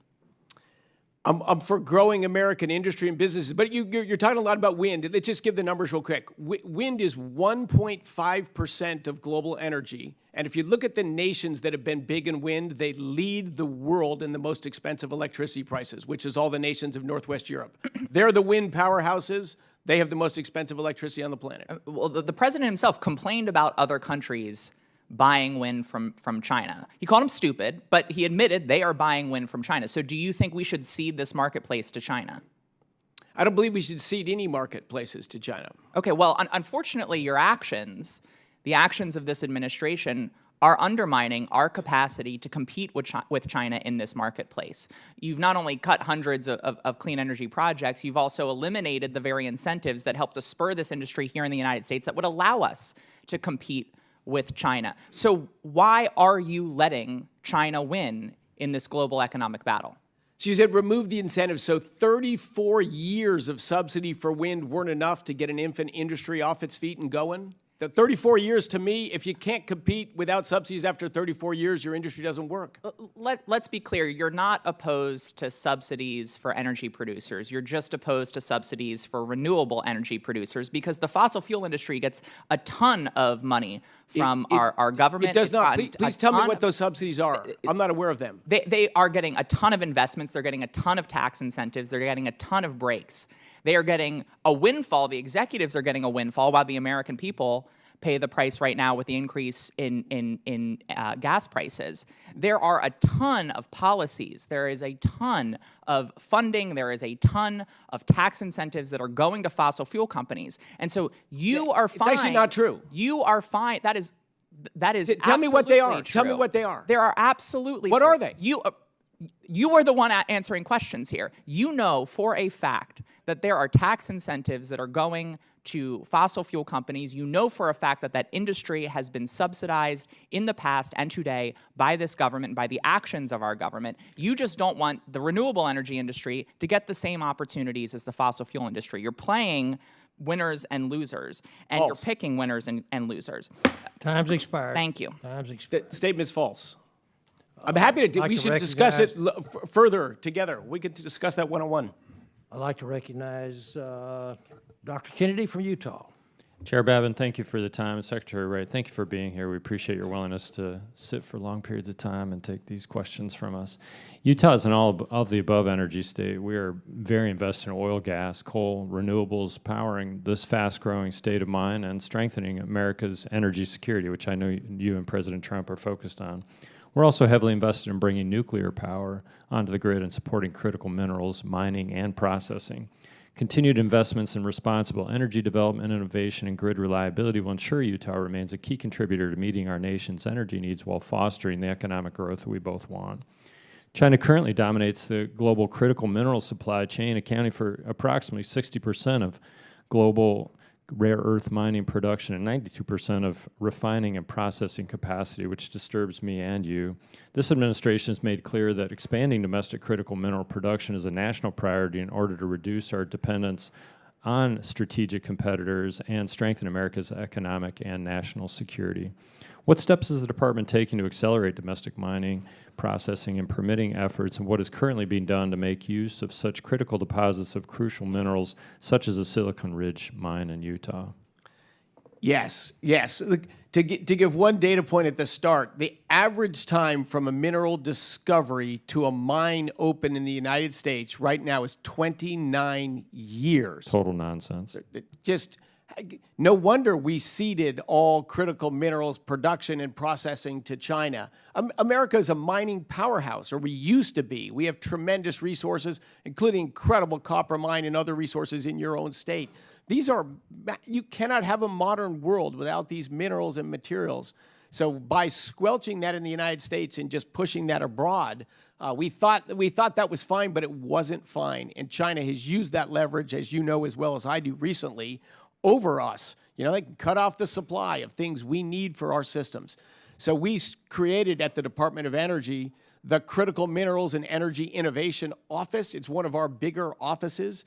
We are focused on working with existing miners about how to either advance the mining they're doing, take coal tailings and get critical minerals out of them, restart, for example, this stibnite gold antimony mine in Idaho, other ideas in Utah. We're working with companies that want to build processing of rare earth elements here, fabrication of the systems that use these things. It is probably our single biggest focused effort. Launching a nuclear renaissance and critical minerals. Those are the two biggest commercial efforts at the Department of Energy. I and my state join you in that, and I'm excited about White Mesa Energy Fuels and their capacity to refine. They're the only operating refinery in the country at this point. So I also want to thank you for your vision on nuclear life cycle innovation in the campus to support the research, development, and demonstration activities that are related to the nuclear life cycle. Utah has applied to host this campus in Tooele County, and I believe Utah is ideally suited for this given the research institutions that are nearby, as well as the skilled workforce and our willingness on a state and federal level to invest in that. Can you provide us with an update on the process of establishing the Nuclear Life Cycle Innovation Campus? Yes, the quick background, the U.S. made a commitment that the federal government would take spent fuel from reactors, and we were supposed to have done this almost 30 years ago. And we did it, I think, in the wrong way by imposing it on the state of Nevada, for example. It's going to be here. You have to accept that. As you know, we've gone a very different direction and said, who wants to host this full fuel cycle, nuclear life cycle innovation campuses? 28 states responded. That just warms my heart. Like, this is a win. The nuclear renaissance is real. There's a lot of jobs and technology that are coming from it. It's a process going on. I think we already did leak that Utah's application was particularly outstanding. I hope so. Utah, the people, the government, the business climate, the land, the public support, pretty tremendous state for the future of the nuclear renaissance. And obviously, we're working right now with Utah to see if we can finalize an agreement to work together for one of these nuclear life cycle innovation campuses. So I don't know what's going to happen with that, but I can say without reservation, Utah will be a major player in the future of nuclear energy, in the future of geothermal energy, in the future of oil production, in the future of gas production, in the future of coal production. Utah is a energy powerhouse. We're within all those levels of state legislative and governor. The bodies are very invested in that. My last question is the Utah is key to unlocking the nuclear fusion energy efforts. With the materia and beryllium mine at Spore Mountain, a site near Delta, commercial fusion companies are projecting that they'll be able to deliver electrons in early 2030. How is DOE supporting that timeline? We are all in on fusion. We just released our roadmap to fusion in America. It's a combined effort between our national labs and our research and a growing number of commercial companies and commercial capital. We are all in to bring fusion electrons to the grid as fast as we can. Thank you, Mr. Secretary. Gentleman's Thank time you, has Mr. Chair. expired. Thank you very much. I'd like to recognize a gentleman from Virginia, Mr. Subramanian. Thank you, Mr. Chair, and thank you, Mr. Secretary, for joining us today. I appreciate the time. So I'm going to bring up a little bit of old news, but you tweeted in March that the U.S. Navy had successfully escorted an oil tanker through the Strait of Hormuz to ensure oil remains flowing to the global markets. Was that true?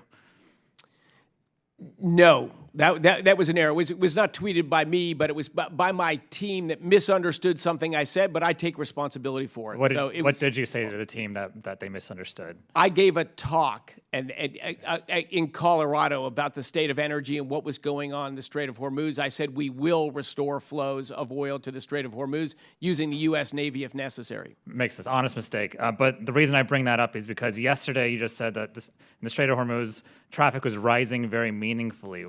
Is that true? And what does meaningfully mean to you? That is true.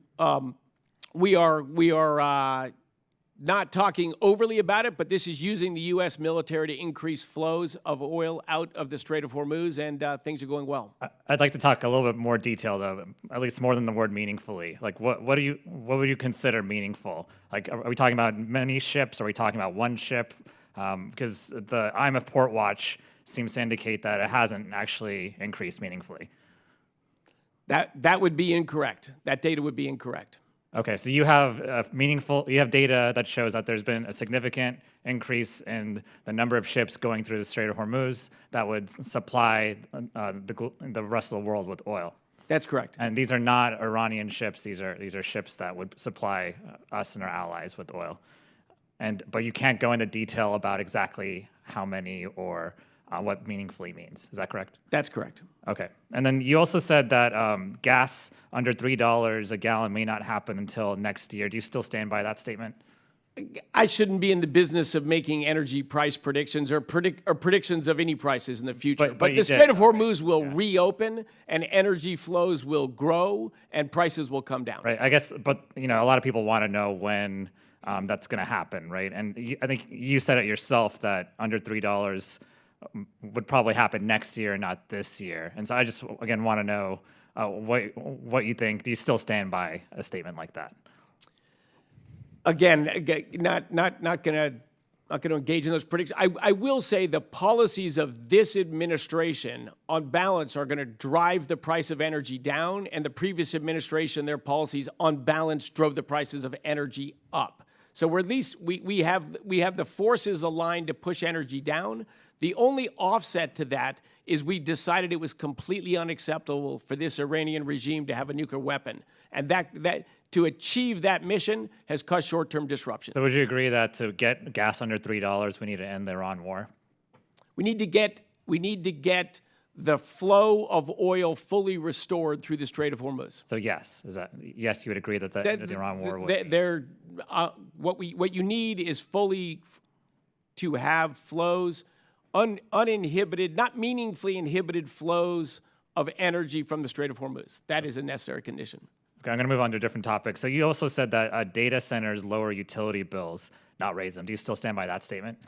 Yes, on balance, they are the biggest force we have right now to stop the rise of electricity prices and ultimately to drive them down. Yes. What if I told you that I represent more data centers than any other member of Congress, and data centers have actually doubled our energy costs? What would you think of that?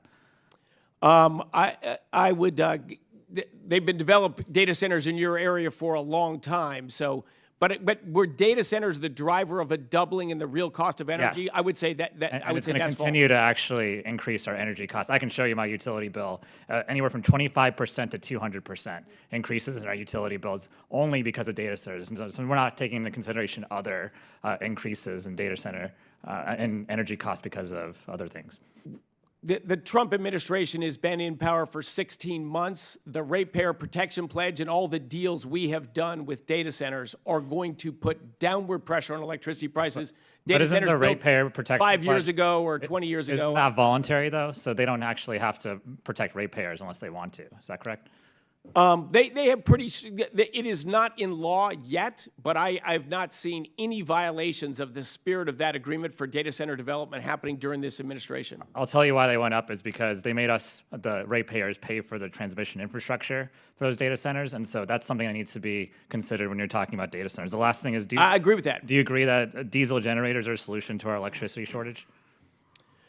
They are emergency solutions, and they saved hundreds of lives in the state of Florida at the end of January, running the backup diesel generators. Absolutely.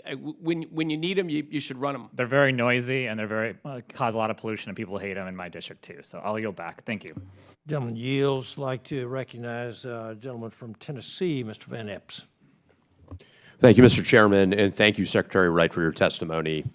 Under the Biden administration, American energy was crippled by green policies, ESG requirements, and progressive special interest groups. Coal, natural gas, and hydro-powered electricity plants were at risk of closure, tracking us toward a massive energy shortfall. This anti-growth mindset prevented us from harnessing America's abundance, leading to energy scarcity and rendering us dependent on foreign nations for energy. Under the Trump administration and Secretary Wright's leadership, we have reversed course. The DOE has taken decisive action to initiate an American nuclear renaissance. We are reshoring American-made supply chains for critical minerals, aligning energy policy with U.S. national security, and reducing U.S. dependence on foreign supply chains. Instead of shuffling taxpayer dollars toward unreliable, intermittent energy projects, this administration is prioritizing the protection of our energy infrastructure as we face sustained cybersecurity threats from foreign adversaries like China and Iran. The President's FY27 budget request establishes these priorities and secures the golden era of energy dominance by ensuring access to abundant, reliable, and affordable energy. Secretary Wright, as you know, our critical infrastructure faces mounting threats, including our energy systems. According to a recent North American Electric Reliability Corporation report, power grid asset owners and operators have expressed growing concerns around unmanned aircraft systems attacks. Last year, the Nuclear Regulatory Commission noted that nuclear power plant security forces lack authority to interdict or shoot down drones. I introduced a bill yesterday to authorize critical infrastructure operators to detect, track, and neutralize unauthorized drones operating over protected sites. The bill gives the Secretary of Homeland Security, in consultation with the Secretary of Energy, the ability to determine which critical infrastructure facilities need these authorities. Secretary, what work is DOE's Office of Cybersecurity, Energy Security, and Emergency Response doing to protect energy systems from drone threats, and to what extent would providing commercial energy system operators authorization to neutralize unauthorized drone threats support DOE's ongoing work in this area? So, Representative, you raise a key issue. Drones are just massively expanding around the world for many applications, but as a threat to our energy infrastructure, absolutely true. Drones fly over our national labs. They fly over critical energy infrastructure. In fact, I was out in California at the returning on of a legacy oil field that California crazily, foolishly had stopped producing for 12 years. It's in federal waters. It's producing oil, and the processing facilities right on shore have drones flying overhead. So is that a real issue? Absolutely, it's a real issue. And we are working across the agency with the National Security Administration, with the Department of the Interior about how do we address this threat. What's the best way to respond to it? I love your engagement in it and your passionate knowledge about it. So we definitely want to work with you and across the agencies about, hey, the world's changed. How are we going to change our policies? How are we going to stop this growing threat? Right. Thank you, sir. I was glad to see that the DOE reorganization resulted in the creation of Office of Critical Minerals and Energy Innovation, which you talked about a little bit earlier. Critical minerals and rare earths support key technologies such as EV batteries, semiconductors, and rare earth magnets. Secretary, can you expound on, you discussed this a little bit, but the ongoing work the Department's Office of Critical Minerals and Energy Innovation is doing to advance our domestic minerals processing capabilities, and what are the primary roadblocks to building back our domestic minerals processing capabilities? Guys, I mean, the roadblocks is over the last few decades, we've just exported so much of this expertise and equipment. We just haven't opened many mines in the U.S. in a long time. We have mining technology. The leading mining companies often are American. They mine all over the world. So we have the know-how, but we need to bring that supply chain, that equipment, and that trained personnel back into the United States to get these mines going. We do have existing mines, obviously, so a lot of our effort is you've got an existing coal mine, you've got a tailings pine there, it's got critical rare earths in it. How can we work with you to bring technology out of our labs to deploy, to harvest those rare earth elements right there in that existing mine? We're working with others to reopen existing mines. Critical as well as processing. You know, when we have one rare earth element mine in the United States for a long time out in California. It mines the ore and it sends it to China and they process it there. So we are working with that as well to develop the processing of that in the United States. Mine that ore here, process it here, turn it into magnets, fabrication and manufacturing here. We've got a lot of private sector partners in this as well. There's a lot of private capital flowing into this space, but it's because we are willing to make different decisions. We're willing to do the things like setting price floors that'll give businesses the economic incentive to reshore these industries to our country. Thank you, sir. Thank you. Thank you for your leadership. Mr. Chairman, I yield back. Gentleman yields. I'd like to recognize the Representative Gillen from New York. Thank you, 5 Chairman. minutes. Yes, ma'am. Thank you, Secretary, for being here today. Secretary Wright, Nassau County residents in my district on the South Shore of Long Island are facing record costs, more than 32% above the national average. That includes rising energy costs. Long Islanders pay some of the highest electricity rates in the nation, and power costs have risen 20% since January. We should do everything possible to lower costs, and that includes supporting clean energy, tax credits, and embracing renewables. Secretary, I'd like to work together with an all-of-the-above approach to help reduce energy costs and make life more affordable for people on Long Island. And for this reason, like you, I support the Nessie natural gas pipeline project to increase energy supply and drive down costs in my district. Secretary Wright, what kind of cost savings can Nassau County and Long Island families expect to see from this project? And can you confirm on the record when they'll see them? Well, the Nessie pipeline, last I heard, Representative Gillen, I think it will be ready not in time for this winter, but it will be ready for next winter, the winter of 27, 28. Number one, as you know, and look, I share your passion for driving down energy prices everywhere. It's so important. I can hear in your voice. That's fantastic, and I do want to work with you. Whatever the route to lower the electricity costs is for people in Nassau County, they're going to have better lives, they're going to have more job opportunities, and they're going to do it.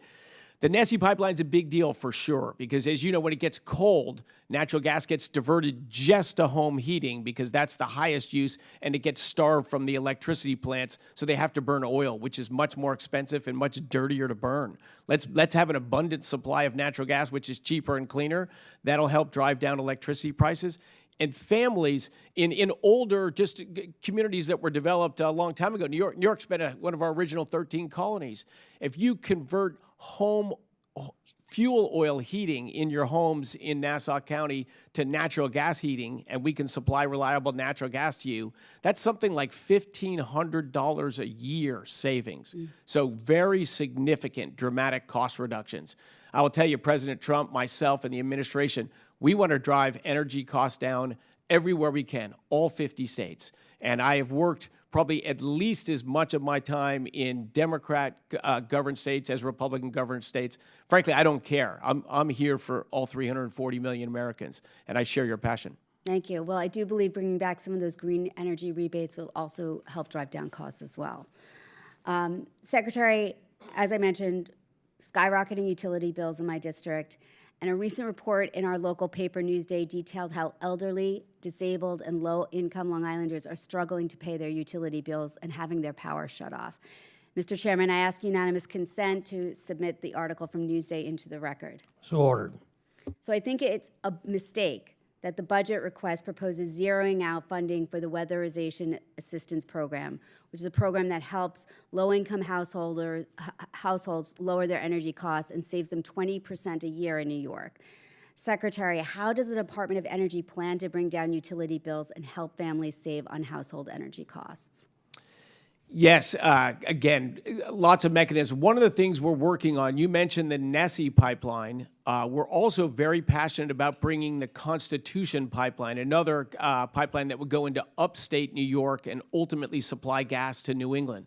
The largest source of electricity in New York by far is natural gas. And if you can bring more gas and cheaper gas, and as you probably also know, that the local oversight board in New York has rated the capacity as critical, meaning very close to blackouts, and which also limits job opportunities and growth in New York. So we want to bring more energy into New York. We want to see nuclear power get going in New York. I'd love to restart the Indian Point nuclear facility that was closed not too far from your district. That should come back on. If we can build the Constitution pipeline and add generating capacity to the state of New York, you can drive down energy prices. The last thing I'll say is there's a movement in New York and elsewhere to drive heating to electrify heating. You can't burn natural gas. You've got to electrify your heating. That electricity is coming from natural gas at a power plant. It's much more expensive to do heating electrically than it is straight combustion, particularly if low-cost natural gas. So if you can stand in the way or push back against electrifying heating, that will lower costs as well. Many ways to do it, and let's continue that dialogue. Thank you. I yield back. Gentlelady yields. I'd like to recognize Mr. Fong from California. Thank you, Mr. Secretary, for being here today. I'm encouraged by your work to strengthen America's scientific leadership, energy security, and technological competitiveness. I also want to thank you for coming to California last week to meet with our local leaders and energy producers. Your visit underscores the importance of ensuring America and California has reliable, affordable, domestically produced energy. And as you know, you started your career in Kern County. The Central Valley is over 70% of California's in-state oil and gas production. We are the energy production capital of California. Unfortunately, our state is facing a self-inflicted energy crisis. Bureaucracy has hampered new oil and gas permits. California has lost significant refining capacity, with additional refineries and critical pipeline infrastructure now at risk of closure. California once produced 40% of America's oil. Today, it produces 2% and imports 60% of its oil from overseas. During your visit, you clearly saw firsthand how state policies have discouraged domestic energy production while increasing reliance on imported foreign sources of oil, creating serious energy and national security concerns for our state that is home to 30 military installations and serves as our nation's gateway to the Pacific. Two questions. From DOE's perspective, what are the national security risks associated with increased reliance on imported oil with California's declining domestic production? And beyond your direct authorities, what coordination mechanisms are in place, or what could be strengthened between Department of Energy, Department of War, Department of Interior, and EPA to identify and accelerate opportunities to increase reliable energy production as well as oil and gas production in California? Thank you, Representative Fong. As a pro-energy and an energy knowledgeable representative in a state that's sort of lost its way in energy policy, you play a valuable role, a very valuable role in the United States' most populous state.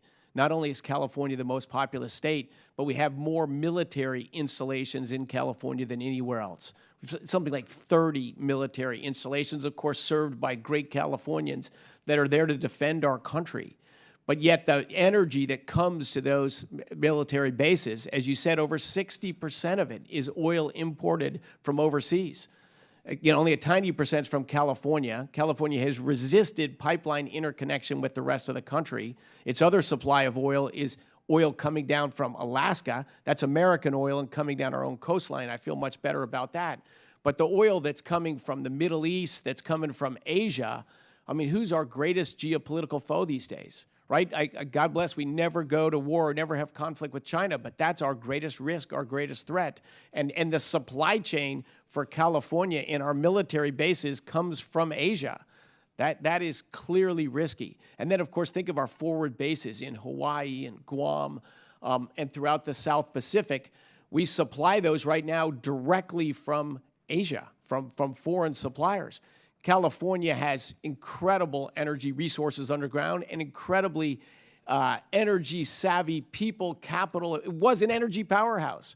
If we can restore that, not only can we supply secure energy to our 30 bases in California, we can supply Hawaii and Guam and our forward bases in Asia from California. That's the way it should be done. That's the way it should be done. If you believe in American security, American affordability, and higher standards of living for the Americans living in California.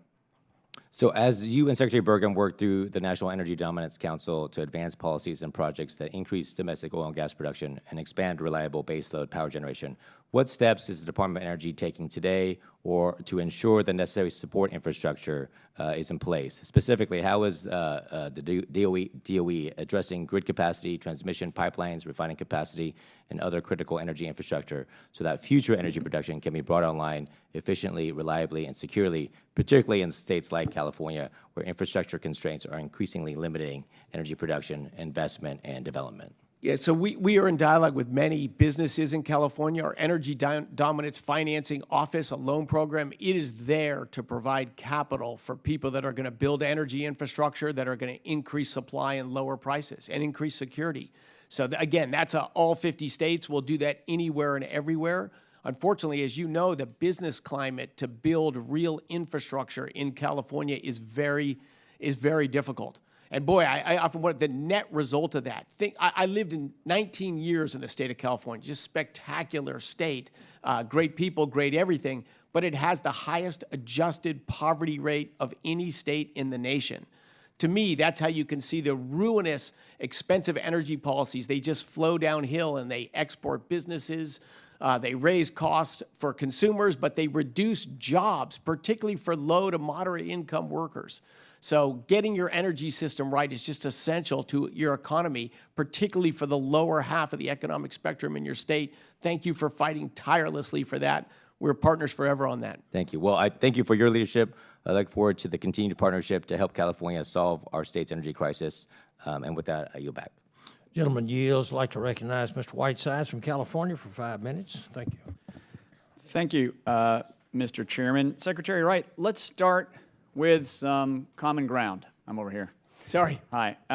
As electricity demand surges, the fastest way to expand capacity is getting more out of the transmission system that we've already built. Reconductoring existing lines with advanced conductors increases capacity, improves reliability, and in wildfire-prone districts like mine, reduces fire risk. While these projects make long-term economic sense, upfront costs remain a barrier for utilities. Would you support additional tax incentives for advanced conductor technologies to help utilities move these projects forward faster? And what does Congress need to do to clear the remaining obstacles? So I get devil's in the details on the policy, so I probably should be cautious on that, but I love in principle what you're saying. I absolutely believe reconductoring is a great way where you've already got right-of-way, you've already got lines to increase throughput and capacity on that. It is one of the larger things we are lending money from our Energy Dominance Financing Office to do, reconductoring. Great. So I agree with you 100%. That's a good investment in energy infrastructure. Okay, I want to turn to, great, and we've got a bill on that. Look forward to working with you on that. Turning to hydrogen, I'm disappointed by the decision to cancel the Arches Hydrogen Hub, despite independent technical reviews ranking it as the highest scoring proposal nationwide. Walking away from hydrogen, I believe, has severe national security implications. China, Japan, Europe are all investing many tens of billions of dollars because they see hydrogen as a strategic industrial technology. In my politically diverse district, California's 27th, local leaders from both parties enthusiastically support hydrogen as one of the industries and fuel sources of the future. It's not unusual for new energy technologies to take investment at the front end to yield results at scale. For example, you're investing in early-stage geothermal and new forms of nuclear, which I support. What could be done to make hydrogen an important part of our energy future, and does the administration support working with Congress to preserve a financeable pathway for electrolytic hydrogen production? So, look, as a career energy guy, I've been in and around the hydrogen space for some time. And one correction, so hydrogen isn't an energy source, it's a store of energy. It takes more energy to create hydrogen that is liberated when you use hydrogen. So it's essentially, it's a bigger battery. Okay, you got 30 seconds for your answer, so just like whatever the highlight is the key part for me. So the problem of hydrogen hubs in California is expensive electricity to go into them. The proposal was to use renewable electricity on the grid to create Which hydrogen. is the cheapest form of energy now, technically. Sunshine, daylight sunshine is the cheapest form of energy available to humans, a word that you like using a lot today. And that is an incontrovertible fact, Mr. Secretary. Is it a fact? It is true. It is not a fact. The truth is that the cheapest form on a per unit basis right now is daytime solar. Is that not true? It depends how you do No, the it math. doesn't depend. But It is true. It is You not. are the Secretary of the Energy. utilization is That is too true. low for it. You can't What? deploy capital and only have 24% utilization. You factor are of solar. amazingly misleading the American public. The cheapest form of energy right now is daytime solar on a per unit basis. It all depends how you measure. No, In any it does not in depend. any It is rational way true. to measure I'm it, gonna the move answer is on. no. Mr. Secretary, let's Answer is look no. at the structural reality of the current conflict in Iran. And I'm really disappointed with your answer because that is not true. And I depend on you for facts, and you are a factual person. You have to define the question. It's my time. The war in Iran has achieved two devastating own goals against American interests. Number one, it's weaponized global energy prices against American citizens, driving up inflation to 4.2% as of this morning and costing Americans somewhere between $50 and $150 billion. But second, equally important, it's handed China a strategic advantage. This crisis has proved China can aggressively reduce its reliance on foreign petroleum, cutting imports by 3 to 4 million barrels a day. Here's the point I want to make. If our strategy traps us in the energy system of the last century, while it accelerates our competitors' transition to the energy system of the future, then we are making a grand strategic error, which the American public and our children will rightly condemn. With that, I yield back. Gentleman yields. I'd like to recognize the gentleman from Florida, Mr. Herodopoulos. Thank you.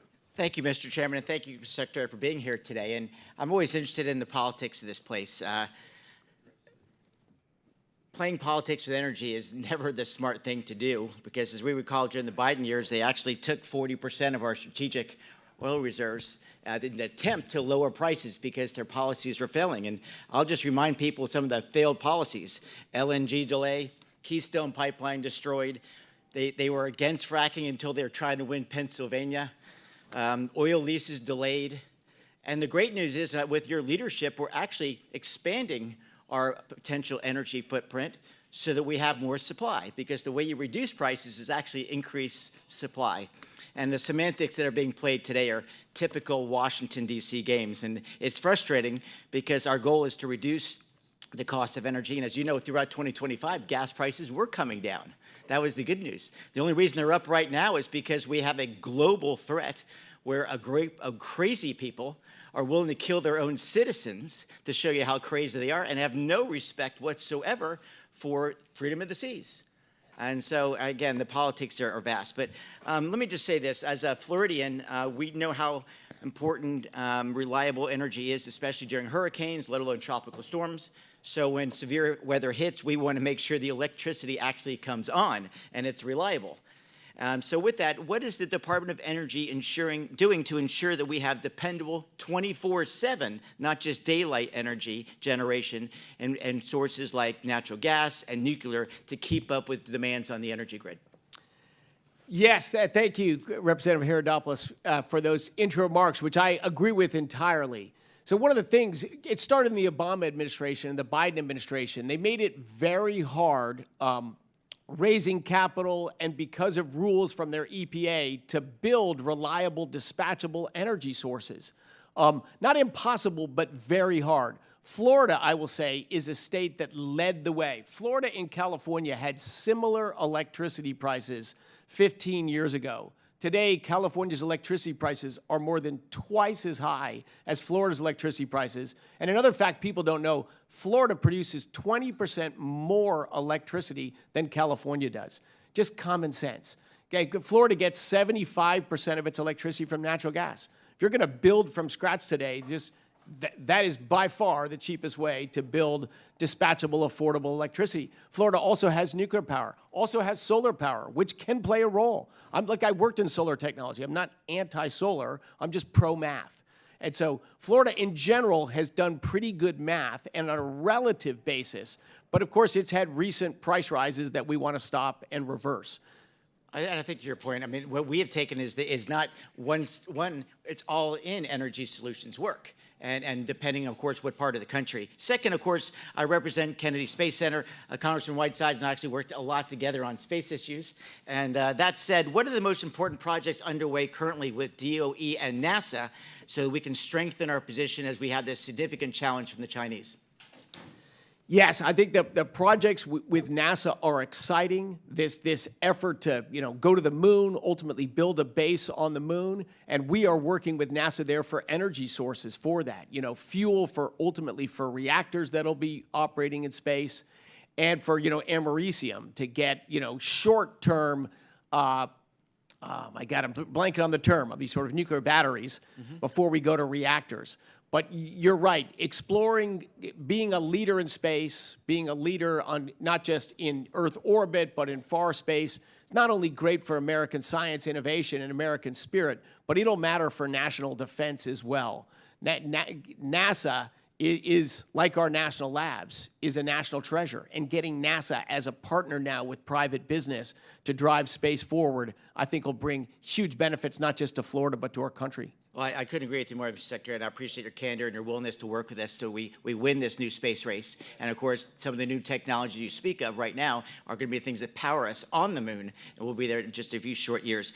Mr. Chairman, I do have a couple of additions that I'm going to add that the Secretary can answer a little bit later on the record, talking about some issues that are important to our community. And I'll just also mention that, again, this is the politics there is always interesting. I brought up on our last meeting, Mr. Chairman, $27 billion to the, quote, Greenhouse Gas Reduction Fund. And if you look through who got the money, that's a pretty political situation. I hope people can look more closely at that so we can get some of those dollars back to actually transform our grid in a positive way. And with that, Mr. Chairman, I yield back. Thank you very much. Gentleman yields. I'd like to recognize Mr. Menifee from Texas. Thank you very much, Mr. Chairman, and thank you, Mr. Secretary, for being here today. I'm holding today an article from last year when you testified before the House Committee on Appropriations saying the DOE Secretary lied to Congress, House Dems allege. I know that you've accused multiple members of this committee of being untruthful, so I want to make sure today that we're dealing in facts when we have this conversation. Do you remember in 2025 making a statement saying you hear all the time in the news that tornadoes are getting worse and hurricanes are worse and floods and droughts and storms, they're more frequent and larger in magnitude, but that is simply untrue. Did you say that, Mr. Secretary? I'm sure I did. Okay, and so it's your argument that hurricanes and floods in this country and across the globe are not getting worse. That's correct. That's what the data shows. But study after study has shown that human-caused ocean warming has intensified all 11 Atlantic hurricanes in 2024. Climate change made Hurricane Milton hit as a Category 3 instead of a Category 2. I'm from Houston, Texas, and I can walk you through where we've had 500-year storm after storm after storm in the past 7 years. As the Secretary of Energy, you're telling me today that you don't believe that hurricanes and floods are getting worse in this country. They just simply aren't. I published that data and stuff written by me. It's in the Intergovernmental Panel on Climate Change reports. Look at the U.S. hurricane data. We have 125 years of data, no increase in hurricanes, no increase in the average intensity of hurricanes. What you're talking about is these attribution studies, which are just non-scientific. These are things that could happen. Yes, I want to extend a personal invite to you to come down to Houston, Texas, and to tell the families of the folks who are victims of Hurricane Harvey and the other major storms where flooding hit Houston in a way that it never hit it before, that these floods and hurricanes are not getting worse. Mr. Secretary, I believe you said before, you testified earlier this year that one of the things I do not want to shrink is the investment in basic science because only governments can do that kind of work. Do you remember saying that? Absolutely. Houston has flooded catastrophically. Repeatedly. Hurricane Harvey in 2017 killed 36 people in Harris County, my county, but more than 100 across the Gulf Coast, and it caused $125 billion in damage. So that would make it one of the most expensive storms in American history. The research that helps us understand why storms like Harvey are getting worse and how communities can prepare lives at the DOE in the Office of Biological and Environmental Research, known as BER. That funds the science that models how storm systems intensify and develop actionable predictions of extreme weather, which is how a city like Houston knows where to build its flood barriers and how to harden its infrastructure. Your requested fiscal year 2027 budget cuts that department by 54%, from $854 million to $396 million. That's about $450 million gone. So you believe, and you have stated publicly and testified that you want to fund this research, and we should not be cutting this research because only governments can do that.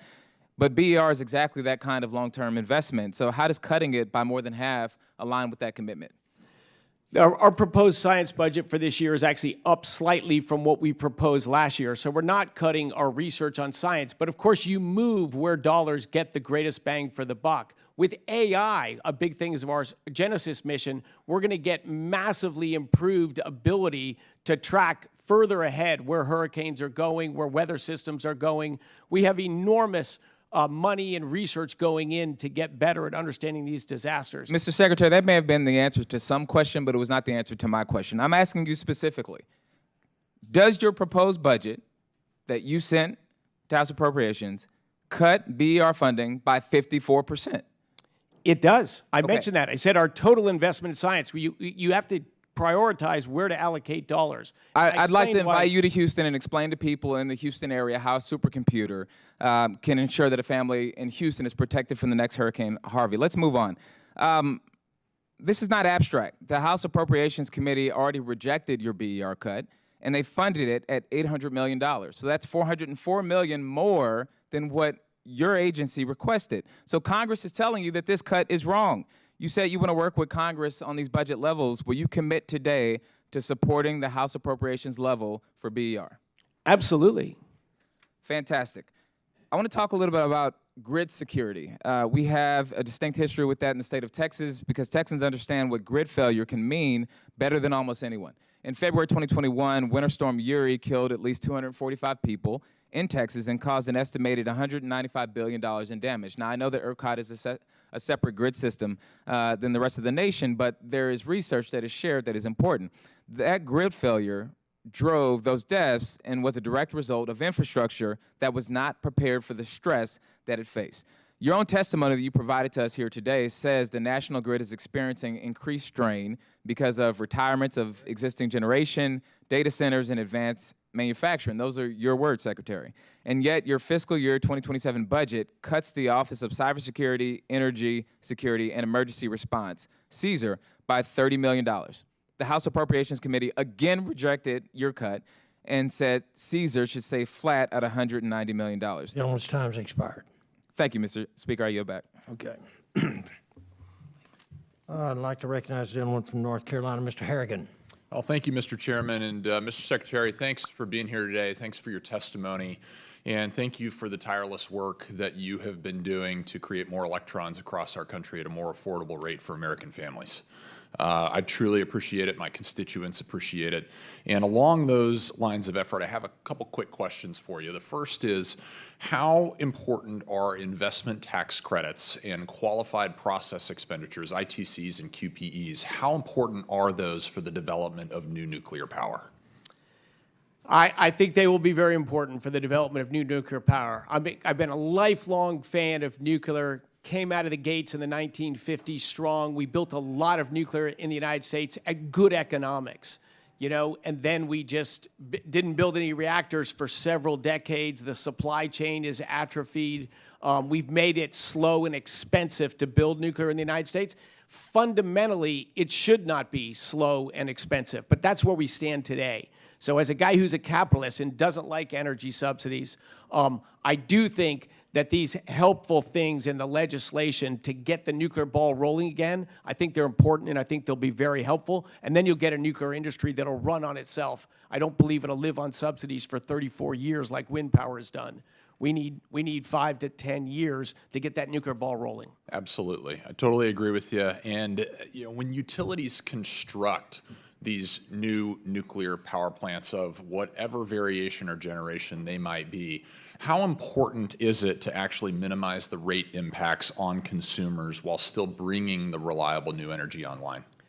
It's very important. And this is one of the, and I haven't talked too much about it, but data centers, the investments in them are helpful for a lot of reasons, scientific advancement and all that. They're also going to help us with nuclear, for example. The data center builders will sign long-term offtake agreements at prices that make the nuclear economic, even these early reactors that are built. They carry disproportionately that cost burden of that reactor. That extra power that'll come out of that reactor, which will last for 100 years, will benefit consumers and ratepayers everywhere. But it can be structured to do just what you achieved. Well, I very much appreciate both of those answers, and I agree. I think both facets of that as it relates to nuclear power are absolutely critical. I mean, we have to do what we need to do on the financing side in order to bring affordable new nuclear power to ratepayers. It's absolutely mission critical for our country, the future of our market economy, the future of our nation's defense, and I'm very glad to hear you say that today. And just taking a moment of kind of personal explanation, this is exactly why I introduced the Nuclear Rate Stabilization Act. And it's bipartisan legislation that provides new nuclear projects with the same ITC normalization opt-out currently available to other types of projects like battery storage projects, and allows for the QPE credits to actually be sold and transferred to third parties. I think if you take all of these things together, we can lower the costs for consumers. And I think we can also encourage investment and accelerate the deployment of this next generation of nuclear reactors. We have received some very strong support from utilities on this bill, certainly developers and other energy stakeholders who recognize the need for new nuclear in the next market economy. But my final question to you is this: would enactment of the Nuclear Rate Stabilization Act with the characteristics that we've described today, would that help you in the Department of Energy achieve its goal of ushering in a new era of American nuclear dominance? Look, from my understanding, yes, yes, yes. We need help to launch this renaissance. In the long term, we will not need help, but to get the ball moving, and the specific provisions you mentioned, very helpful in launching nuclear renaissance. Well, myself and my office very much look forward to working with you on making this piece of legislation a reality. Thank you for all of your leadership efforts as it comes to new nuclear across our great nation. And with that, Mr. Chairman, I yield back. Thank you. Gentleman yields, and I'd like to recognize the gentleman from Illinois, Mr. Foster. Thank you, Mr. Chair, and to our witness. I'd just like to try to clear a few things up. Earlier, you expressed enthusiasm for the concept of repurposing naval reactors past their end of life for the purpose of commercial power generation. This sort of startles me because these things are not designed to be refueled. They're, sub-reactors are in the range of 50 megawatts, which is not a huge amount of power. It seems like, as a businessman, this is something you should be able to immediately dismiss. So my question is, could you provide a rough estimate, for the record, provide a rough estimate of the dollars per kilowatt hour levelized cost of electricity for reusing reactors? You don't have to respond. Just yes, would you commit to doing that? You don't have to put. I've never looked at the issue before, okay, but don't sure put a lot could. of work into it. But I know where you're going. You could rapidly conclude this is not a sensible concept. Let's see. You've also eliminated a large fraction of your scientific advisory committees. So how do you decide, for example, how to split your investment between, say, inertial confinement fusion and magnetic confinement fusion without that expertise? People have spent their careers doing this, getting together in committees and actually looking at the hard issues for each of these technologies. How do you sensibly spend the taxpayers' money after having eliminated that expertise from your advisory councils? I'm not sure exactly what you're referring to there. We engage with the fusion expertise in our administration. PSAC, HEPAP, all of the advisory councils are some of them that were eliminated, as a part of a general rejection of expertise across the administration, frankly. So how do you operate and make these crucial decisions? Because, if you put a bunch of money into things that are not going to work, either commercially or even scientifically, you're wasting taxpayer money. And what source of expertise do you go different than the advisory committees that used to exist?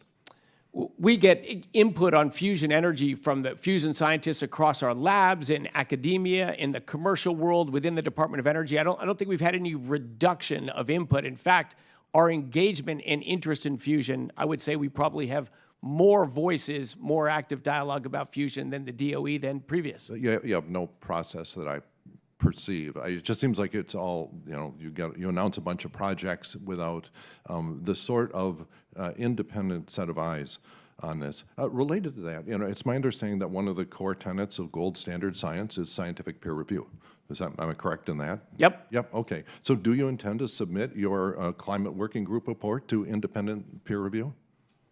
Absolutely. We did. You know, we published the report. We had peer Which review journal? from an Which interior journal? group. Yeah, which journal did you submit it to? We got a suit from an environmental group that didn't want to have this dialogue. So that process. No, which, you said yes. What journal? We have not submitted it to a journal yet. That's what I was just Do you explaining. intend to? We put it out publicly. It's gotten 10,000 That is comments. that is not independent peer review. You know, you would submit an article for peer review, it gets rejected because it's nonsense, or it gets accepted because it's scientifically valid. So I think it's significant that you do not intend to submit that to a scientific. I did not say we did not intend. We have not done it yet. It's 5 outstanding scientists. We'd love to submit that, and we'll eventually submit that. It's out there. Yeah, And meanwhile, you're using it for, you know, you were in your conversations with Representative Foshi, you said you didn't remember that you had conversations on this report with Zeldin in April 2025.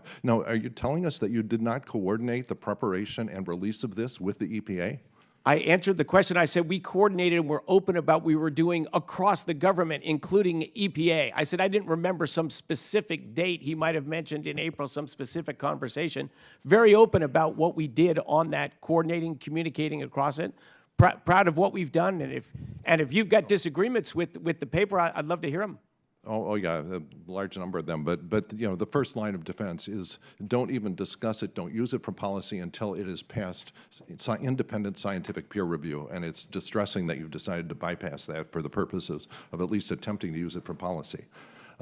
Okay, let's see. Another thing that, you know, when the Genesis program was rolled out, it was, you know, labs and others were assured that there would not be a tax on the rest of the program for Genesis. And I've heard repeatedly that there is, in fact, a Genesis tax. You look at the budget, you look at the allocations and the sub-allocations all the way down, that the Genesis tax is real. Do you still maintain that you're not taxing the rest of the research program for Genesis?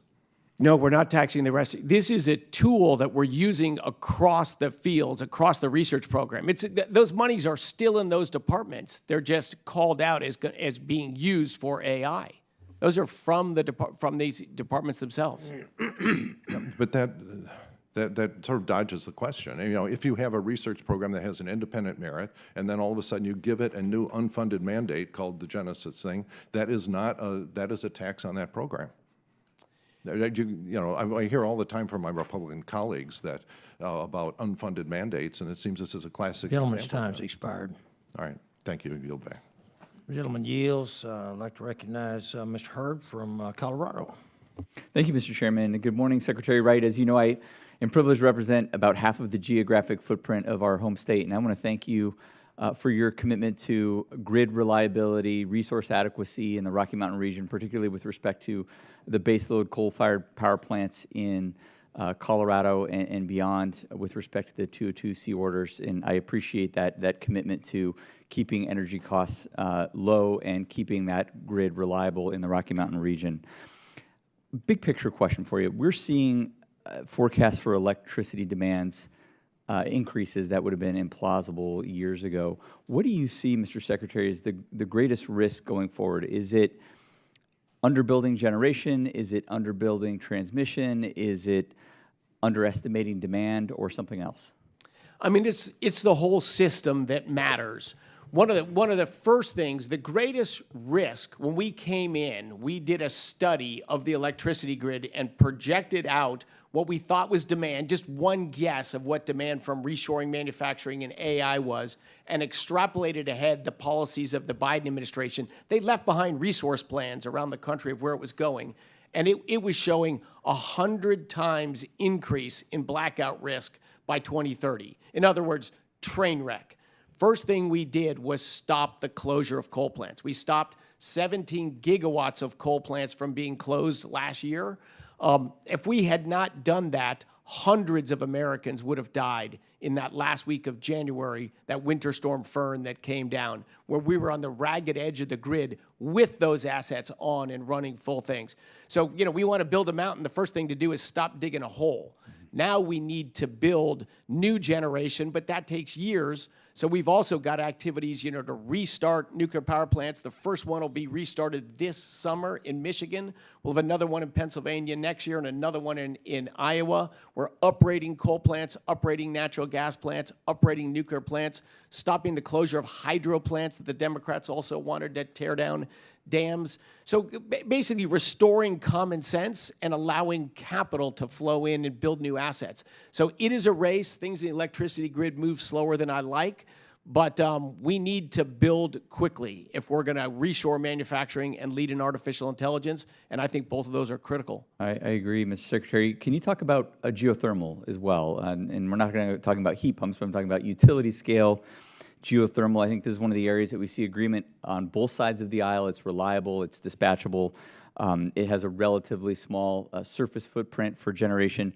What do you see as the biggest, and we just passed a great geothermal energy permitting reform bill out of the House earlier this month. Mr. Secretary, what do you see as the greatest constraint from advancing utility scale geothermal? Is it the drilling economics? Is it permitting? Is it transmission? Is it financing? What is it that's keeping geothermal from really moving forward as a resource that will keep our grid stable in the decades to come? Historically, permitting has been hard. Permitting is always wildly harder on federal lands than on private lands or state lands, and geothermal resources are dominated out west, so there's so much of them are on federal lands. That held back geothermal in the past. In my endeavors in geothermal right before taking this job, that was also an issue. But if you've got state land or reasonable permitting forms, there's a 500 megawatt plant under construction right now in western Utah. Could that happen in western Colorado? Absolutely. If you can get permitting from the state of Colorado to build these plants on, somewhere in the western slope out in Colorado. Great. But, is the technology viable? Can it happen? Absolutely. Great. So permitting, that's I appreciate you flagging that bottleneck. One of the arguments for advanced geothermal is that we can leverage technology that was developed in the oil and gas industry. What specific indicators would tell us as Congress that geothermal is experiencing the same learning curve improvements that transformed the shale revolution? Yeah, I mean, just we look at the total cost per megawatt of installed capacity. And Representative Hurd, you said right off dispatchable. That's just the wild difference. There is no buyer, not a single buyer for electricity some of the time, I don't know when, but most of the time, no. That just has no value. But if you can, for a grid, the most important thing is you have to meet demand at peak demand time. And as we saw in this winter storm Fern that came in, solar was nowhere to be seen because it was in the winter, and wind output plunged because a high-pressure system sat there. So it doesn't matter to me how much electricity wind and solar produce. I care how much they produce at peak demand time whenever it's arrived. If they could deliver a lot there, they would be valuable members of the grid, but to date, the record is not good.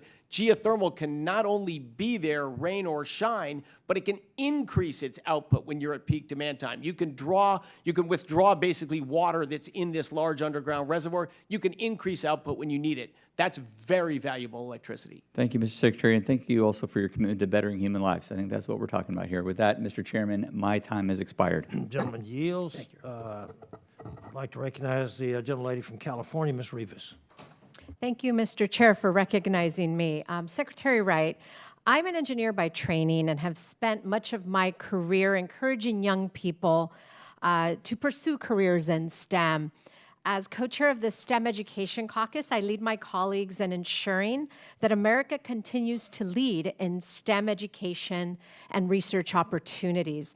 However, those opportunities that are available to students depend on whether America continues investing in scientific research and innovation. And that is why I'm deeply concerned by the Trump administration's DOE budget proposal. The president's fiscal year 27 budget proposes more than $1 billion in cuts to the Department of Energy's Office of Science. The cuts reflected in this budget pave the way for this administration's continued war on science.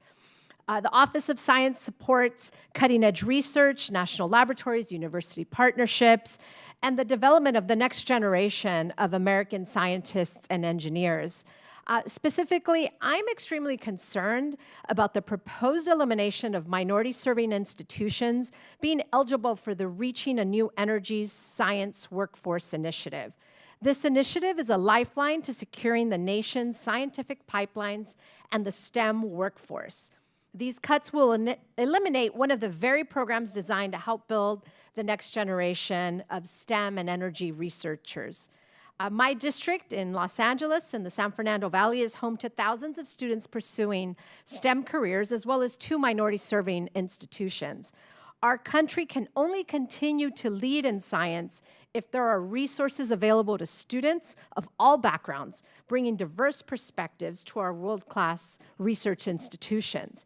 Secretary Wright, if America needs more AI researchers, more engineers, more energy innovators, and more scientific talent, why is the administration eliminating the Office of Sciences, MSI, Reaching a New Energy Science Workforce Initiative, which was one of the programs designed to expand the STEM workforce? So I share your passion for STEM and for the next generation of STEM leaders. So first, a clarification. We didn't propose a cut in the budget for science. It's just broken into 2 components. One component is Genesis, which is the AI tools used for science. The other component is science. If you add those 2 together, we actually proposed a small increase in the scientific budget. And I agree with you entirely. That is a central role of the federal government. We need to support basic science. We need to support the next generation as well. I've spent my life on bringing educational opportunities to disadvantaged kids. So then this program, the MSI program that I mentioned, is not being cut because that's not what it says in the budget. That we are also passionate about taking gender and race and all that out of science. It's a meritocracy. It's for everyone, everywhere, and always. But we don't believe in judging people by gender or Diverse students immutable attend genetics. MSIs. You don't have to be a minority to attend an MSI, and you're saying that these programs are being cut from these institutions, large state schools, and it's any student that attends that school that will not be able to participate in this program. We will support all sorts of institutions, just not based on gender or race.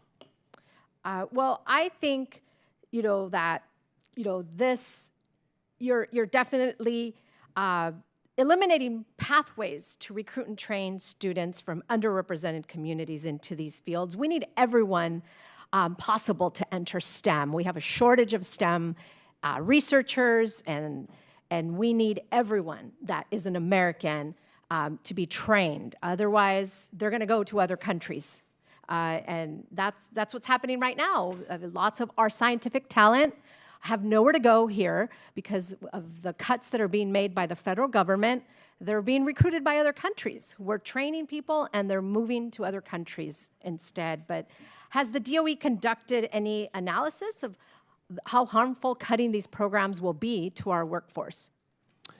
Again, our funding of science is proposed budget of science is roughly flat. We're not I'm talking about the STEM workforce programs, not what the programs that are being cut that are designed to encourage the next generation of STEM scientists. There may be changes in specific programs or the criterion. We're just merit-based, but our desire to encourage young kids from all backgrounds to go into science and pursue careers in there is unchanged and is unwavering. Well, I believe that these choices will have rippling consequences for the energy sector, for science in our country. We've been a leader all of these years, and in the next few years, we're going to see the consequences of cutting these programs. Gentlewoman's time's expired. Thank you. I yield back. I'd like to recognize the gentlelady from New York, Ms. Tinney.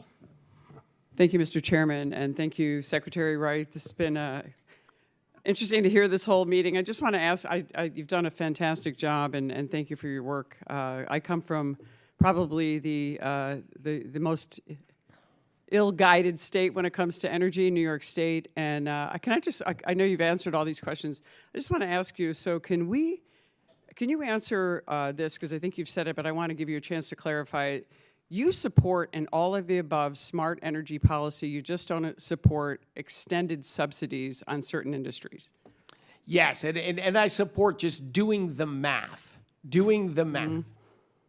Well, I really appreciate you saying that, because this is what we need in New York is common sense. And I could cite all kinds of craziness. I've listened to sadly, some Democrats on the other side of the aisle are going to go down the wrong path when they see how catastrophic it can be when your energy grid has been warned by the New York Independent System Operator, NYSERDA, our own government agencies, Democratic-run agencies in the state of New York have warned New York over and over and over again about the catastrophic, dangerous state of our energy grid because of policies put in place in 2019, particularly the Community Leadership or Client Leadership and Community Protection Act, which actually over time bans fossil fuels and all of the above strategy. Yet, New York State today, New York City specifically, is over 90% dependent on fossil fuels, specifically natural gas, while the rest of us in upstate New York are only about 30%, and the entire energy grid in New York State is only about 47% fossil fuels.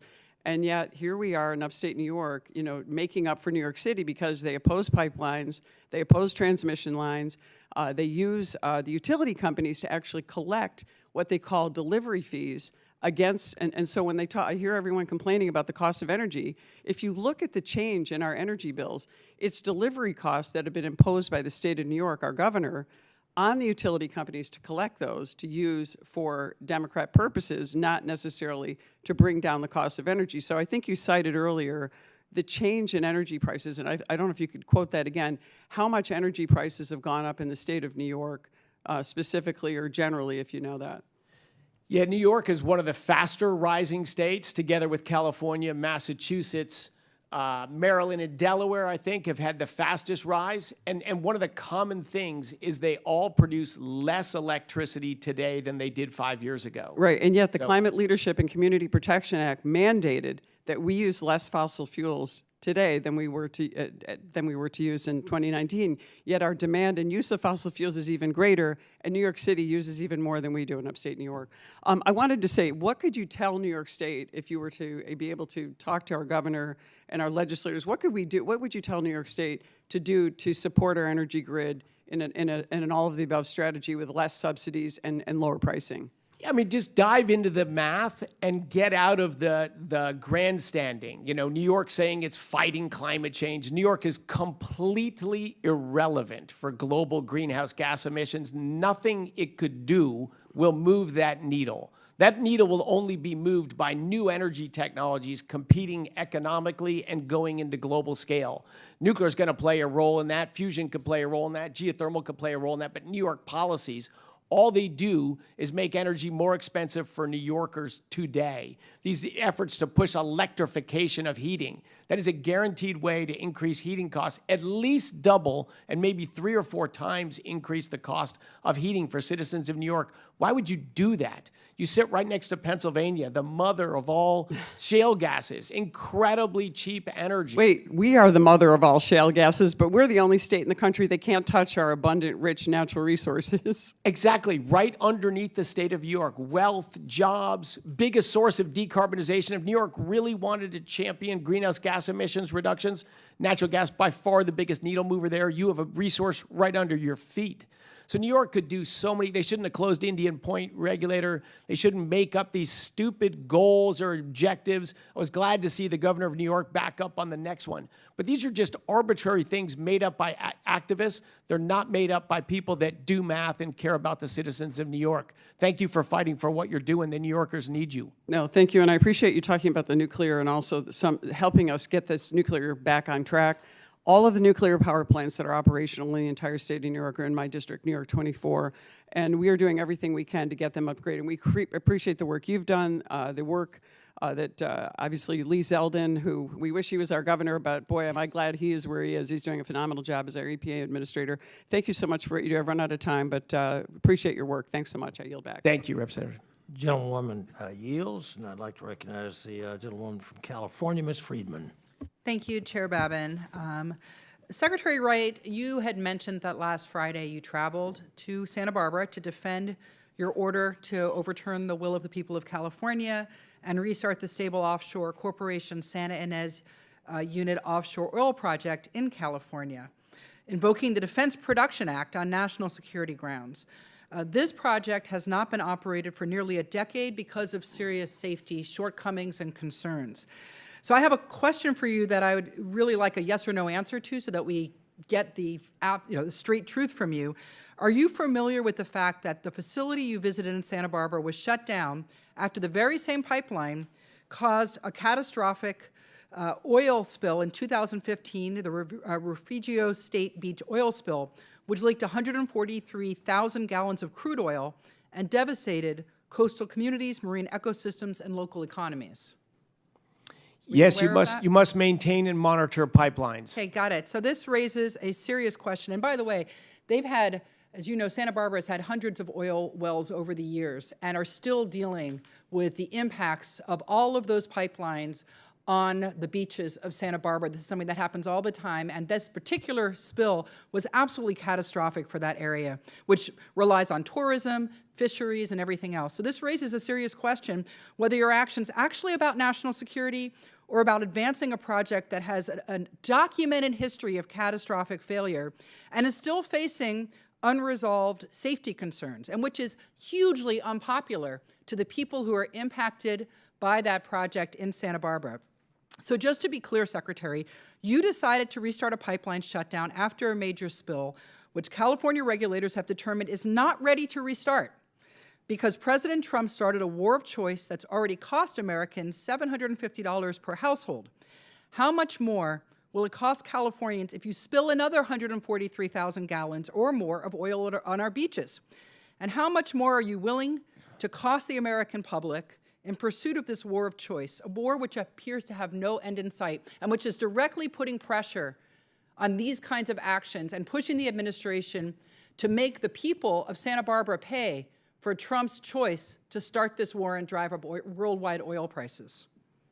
So, yes, it's unfortunate that California prevented the repair of that pipeline until we used authorities to get the pipeline repaired so it could safely operate. To be clear, there have been hundreds of pipelines off the coast of California, and we have had hundreds of oil spills and spills that continue. So it's not that there's one bad actor, but that the people of California know that this offline drilling has led to oil spills the same way as it has in Texas. You have yet to create any situation where these pipelines are immune to spills and other accidents. It happens constantly. We keep hearing promises that it's not going to happen again, and yet it happens over and over. So clearly this is risky, and you're willing to risk the beaches and livelihood of Californians and a precious, precious ecosystem to make sure that we have some balance with Trump's war of choice, and that's what this is really about.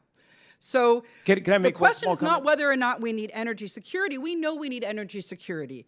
The question is whether restarting a pipeline with a record of catastrophic failure actually advances that energy security and will actually save Californians money. What would save us money is not to have started this war of choice and not to have it spiral out of control when the president promised initially that it will be over in a matter of weeks. And here we are months later with an escalation as of this week and absolutely no end in sight. Bringing Sable particularly back to market is not going to meaningfully offset global supply disruptions of this war. It's a drop in the bucket, as you know, but what it does do is it risks California and other taxpayer money having to be spent on another costly cleanup, not to mention the irreplaceable beaches and the damage that these spills do. This isn't like you just pick this up off the road. When these spills happen, they lead to catastrophic costs for years. I grew up in South Florida. When I was a kid, we had pristine beaches, and now there's oil all over those beaches to the point where people think it's natural that you have to wash your feet off, to wash the gasoline and the tar off your feet. When I was a kid, there was actually fish off the coast of Fort Lauderdale. I remember swimming with fish. There's almost no fish anymore. That's because of these kinds of policies. Instead of being forward-looking, they're about making communities bear the risk. And in this case, it's completely because of what Donald Trump has done. With that, I thank you, and I yield back. Gentlelady yields. I'd like to recognize the gentleman from California, Mr. Issa. Thank you, Mr. Chairman. I don't know about Fort Lauderdale, but I do know that if you went to the University of California, Santa Barbara in the 60s and 50s, or if, for that matter, if you're a Native American hundreds of years ago, you had to figure out how to clean your feet for the natural outflow that comes out of the oil just offshore in Santa Barbara. 7,000 gallons a day is the rate of the seep that's right offshore Santa Barbara. The vast majority of all the oil that has ever been on the Santa Barbara or that Southern California coastline, the vast majority is all underground seepage that's been going on for thousands of years. Thank you, Mr. Secretary. You're exactly right. And I have 21 Indian tribes in my district, and they all traded with their ancestors all traded for that outflow to use the tar and the oil. But look, they're entitled to their opinions, just not their facts. And I want to get into a couple of it. Earlier on, you were berated by another Californian because somehow you said that the total cost of solar wasn't just the, quote, ticket cost of how much it produces per hour when the sun's shining.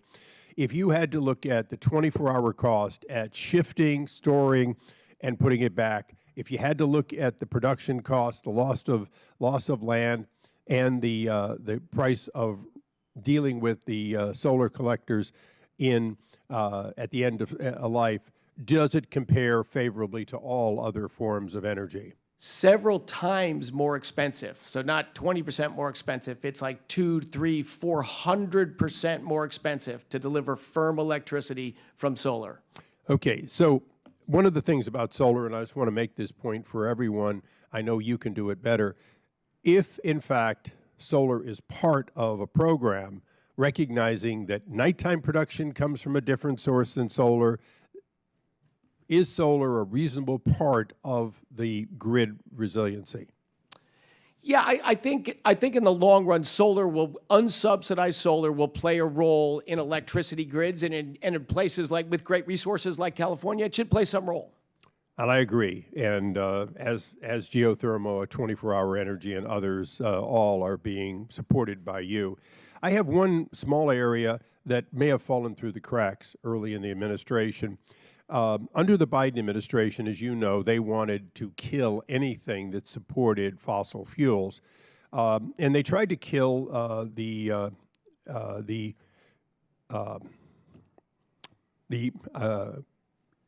energy, EIF, the Energy Forum, International Energy Forum. They failed because one person at state cared enough about the blanket of fuels, including natural gas. And so they moved it over to state, and they hid it there. Now that state consolidated away from duplication of you, that entity has no longer been funded. We're one of the founding members of the International Energy Forum. Would you mind looking into whether or not we should and could rejoin? It's a relatively de minimis amount, but there's over 70 countries. I'm a big fan of their bringing all of you together. We are going to rejoin. Thank you for reminding me of that. I heard from some overseas friends and international, hey, you should rejoin this forum. I wasn't aware of it, but we will rejoin that forum. Yeah. Representative Issa, thanks for the reminder. Thank you. And as often happens, something is damaged by your predecessor, but the tree falls during your time. So thank you for picking that back up. Look, you've been accused, I want to give you an opportunity to get back on this. You've been accused of basically race and gender discrimination because you want to promote merit-based solutions. Do you want to finish your comment on why merit-based makes more sense, regardless of who happens to get those allotment and training? Exactly. Like Martin Luther King was a longtime hero of mine, and I love his words that he dreamed of a day where his children would be judged not by the color of their skin, but by the content of their character. I believe passionately in that. Gender, sexual preference, color, race, background, those shouldn't matter. America is about a meritocracy. I have spent a lot of my personal efforts in low-income areas, independent of gender, race, whatever. Of course, we should help people low income that grew up in places with schools not as good and not quite as good of an effort. And you may We're have about to, a meritocracy. Thank you. You may have to answer some of this for the record, but briefly, if you could tell us, with the abundance of natural gas, but much of it located in places that don't necessarily need all of the electricity, as you're balancing or asking us to balance pipelines leading to liquefaction in the future and other uses versus power lines, is there, in fact, for data centers and others, a reason to locate where the natural gas is naturally there with little or no distribution cost? Sure. I mean, if you locate in West Texas or Southeast New Mexico, you can get natural gas for free. But the cost of natural gas is only one component of the cost of electricity. So even natural gas delivered a pipeline a long ways away, it's still so cheap. It's still 2-3 cents a kilowatt hour for the cost of the gas. So it's a little cheaper somewhere else, but almost anywhere, if you've got a power plant, natural gas, electricity in the United States is very cheap. Thank you. Thank you for your indulgence, Chairman. I yield back. Gentleman's time's expired. Thank you very much. Now I'd like to recognize Ms. Sykes from Ohio. Thank you so much, Mr. Chair. Thank you to the witness for being here. I will say your expertise is energy, and I would hope that you would not invoke the words of Dr. Martin Luther King without adequate context, because quite frankly, that is not your expertise. But since you want to talk about people unqualified in meritocracies, let's talk about President Trump. Do you feel like your positions and policy statements are in line with President Trump? Yes, I hope so. Do you love inflation? I love ending Iran's ability to have a nuclear weapon. I think that's existential thank you. for That our was future. not my question. Do you love inflation, yes or no? I love ending Iran's That is not my question. Do ability you to love get a nuclear inflation, weapon. yes or no? No, I would prefer lower inflation. You would prefer low inflation. Do you know that your boss, essentially President Trump, just stated that he loved inflation? He's an entertaining, hyperbolic guy who's done tremendous leadership and on balance is driving inflation So down. it sounds like you were unaware that the President Trump just mentioned that he loved inflation, and I certainly don't want to get you in trouble with your boss, but it sounds like you don't love inflation, but he does. But let me ask you this other question. Are you aware that the United States was taking millions of barrels of gasoline from Iran in the Strait of Hormuz? We are preventing the flow of Iranian oil through the Strait of Hormuz. That is not the question that I just asked you. Were you aware that the United States has been taking millions of gallons of oil from the Strait of Hormuz? Just not sure taking is the right word. We're preventing Absolutely. the flow of it. Well, thank you. Mr. Chair, if I may, can I play some audio from some comments that President Trump made in the Oval Office? Okay. The numbers were great. I don't think we've heard this. I love the inflation. You know why? Because as soon as this war is over, I can say it now. Something you didn't know. Do you know we've been taking out Let's suspend millions that, of barrels please. of oil? Nobody knows it. You know who doesn't know about it? Iran until right now. Mr. Secretary, it seems like you didn't know about this either. So why would the United States be taking out millions of barrels of oil from Iran?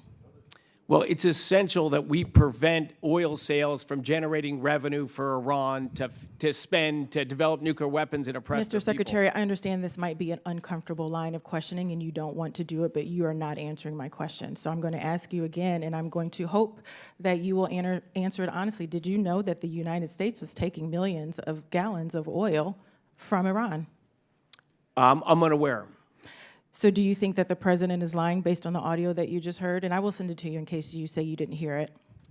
Oh, no, I do not think the president's lying. I think the president's talking casually about our efforts to stop the flow of Do you Iranian think that oil, and war we're is stopping those casual? tankers Do you from think flowing. that it is appropriate to talk casually about war? I think you talk to all different audiences and you talk in all different styles. But I don't have any serious objection to what he said. You don't have any serious objection for someone talking about war casually? Do you have that objection? There are 13 service people who are dead. There are hundreds more that are injured, but we should be talking about war casually. He treats this war deadly serious, and he has worked tirelessly on this war, Mr. monitoring Secretary, it, you caring just said about that it. he was speaking casually about this. It He is in speaks context 20 of hours war. a day. He But speaks he is 20 the hours a pre- day but in he is different styles also- for different audiences. He is the president of the United States of America. He is the commander of chief who is responsible for 13 service members who have died and hundreds more who are injured. So you mean to say to me, testifying in front of this committee in the United States House of Representatives, that it is appropriate for the commander of chief to talk about war casually? He speaks candidly, openly, and honestly. I think all of America benefits from that. Well, I appreciate your attempt to protect your boss and to keep your job, but let me be very clear with you. It is not appropriate to talk about war casually. He is clearly keeping you in the dark about what he is doing in Iran. And now you are sitting here in this committee unaware that the president just made an announcement about millions of barrels that they have taken from Iran and stated in that very, very clearly, people don't know, but now we get to know it. But unfortunately, he sent you here and you didn't know it. What is your response to that? I'm very proud to serve with President Trump. He's been tremendous leadership in a time of great stress right now. I'm proud of what he's doing, proud to be part of the team. Well, I would not be proud if my boss sent me up Schitt's Creek and left me here in a committee without adequate information and speaking casually about war. That is a horrible place to be, and I'm so sorry that you have to defend that. That is beneath your honor. Gentlewoman's time's expired. I'd also remind the gentlewoman that there was exactly 13 U.S. service members killed at Abbey Gate in the disgraceful withdrawal from Afghanistan. Who's next? I'd like to recognize Mr. Baird from Indiana. Thank you, Mr. Chairman. I'd like to say, too, to add to your comments, one of those individuals, 13 individuals from our district in Indiana. So we have strong feelings about that. Anyway, Mr. Secretary, we really appreciate you being here. I want to compliment you and the EPA administrator for coming to Indiana. You did a great job. The people that you visited with talked about some of the rules and regulations affecting the trucking industry, and we appreciated that very much, and they appreciated you being there. It was my honor. You know, I guess I want to start with the fact that Purdue University is a national leader in nuclear science and engineering, and as you know, houses the nation's first and only fully digital instrumented nuclear reactor. It's a fully digitally, geez, I can't pronounce that, can I? Anyway, let's go on. Purdue is also a leader in advanced manufacturing, and one of the gaps in the U.S. nuclear supply chain is manufacturing medium to large-scale components, such as reactor vessels. So last year, Congress encouraged DOE to establish a university-led advanced nuclear manufacturing consortium to address this critical gap. So I just want to get a sense from you. Do you feel this initiative is a warranted and necessary, and can you describe how this would benefit the United States? It's very warranted and necessary. The United States was the manufacturing powerhouse of the globe for a century. And then the last 20 years, we admitted China to the World Trade Organization and gave them most favored nation status. We made regulations difficult in the United States, and we stopped building big things here, except on the Gulf Coast. And we exported so much of our industry. Our nuclear industry's been stagnant for decades. It is an enormous source of energy, not just electricity, but process heat. It's going to be a huge part of our future. We need to get the nuclear industry out of neutral and in powerful gear, and we need to be able to build those large-scale components and industrial processes back here in the United States. Indiana was a heartland of American industry, heavy industry, and I believe it will be again.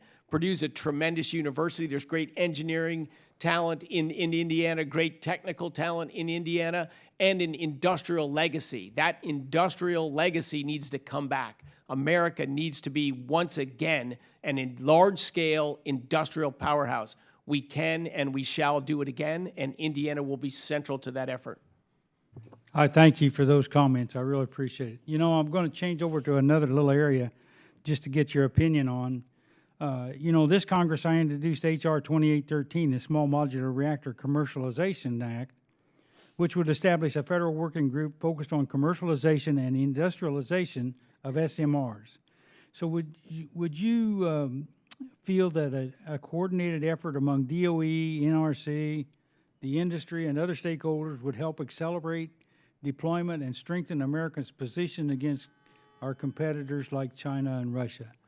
Absolutely, absolutely. One of the key things of the Trump administration is all the departments work together. We don't have petty territorial politics or fighting among it.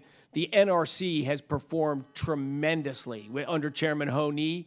They are focused on safety, but they're innovating, they're moving fast. And yes, between the Department of Energy, our technical capabilities and commercial focus, NRC safety focus, we should be working with companies and industries about how quickly we can stand up the industrial supply chain for nuclear in our country again.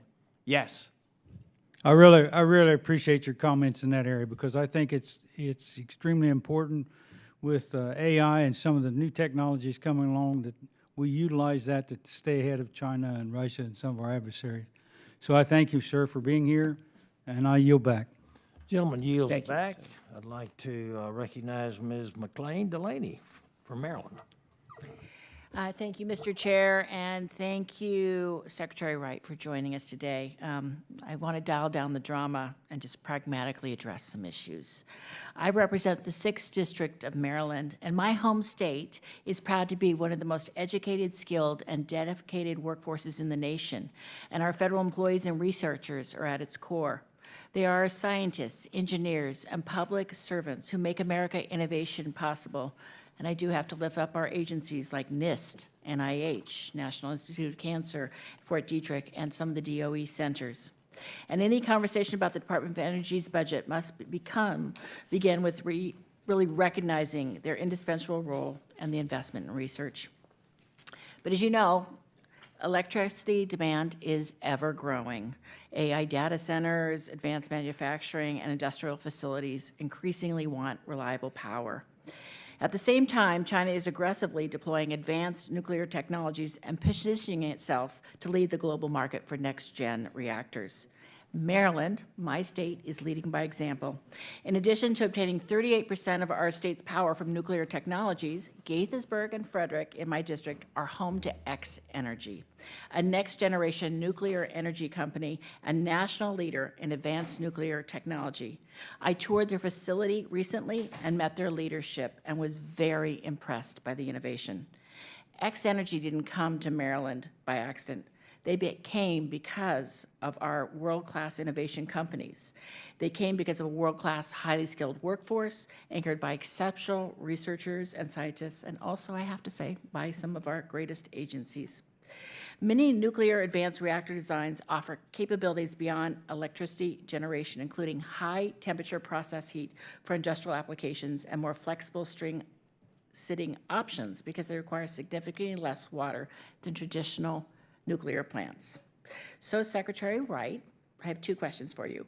As we look towards the future, what role do you believe advanced nuclear technologies will play in meeting America's growing energy industrial needs? You spoke a little bit about it before, but can you again clarify the actions necessary to ensure that the U.S. and not China leads in the deployment and export of these technologies? So thank you. Love all of those words. You talked about the growth of electricity demand in the United States, and you listed all the main drivers of it. Absolutely. We got to bring more electricity to the game. China's been rapidly growing their electricity production over the last 20 years, and we have not. We can. And is nuclear a great technology for that? Absolutely. And one other thing I'd love to say is that you mentioned industrial. We were talking about reindustrializing our country. The biggest use of energy is industry, is building things. And the biggest source of energy for heavy industry is high temperature process heat. That's like nobody talks about it. This is the most important energy source on the planet. Today, all of the nuclear energy is just in the electricity grid. But what's so great about nuclear, it can also provide high temperature process heat. And your very own X Energy, I believe, will be the first ever nuclear supply of process heat in a plant in Texas. And I couldn't be more excited about it. It's a great company. But it is headquartered in Maryland 6. Fantastic. Okay, and you deserve credit for that. And on that issue, though, I understand that OMB has yet to allocate more than the $3 billion appropriated for your department's advanced reactor demonstration, and I believe the government should be a reliable partner to the private sector. And I have to say, in all aspects, whether it's for our farmers with solar or geothermal, as Mr. Hurd, raised up.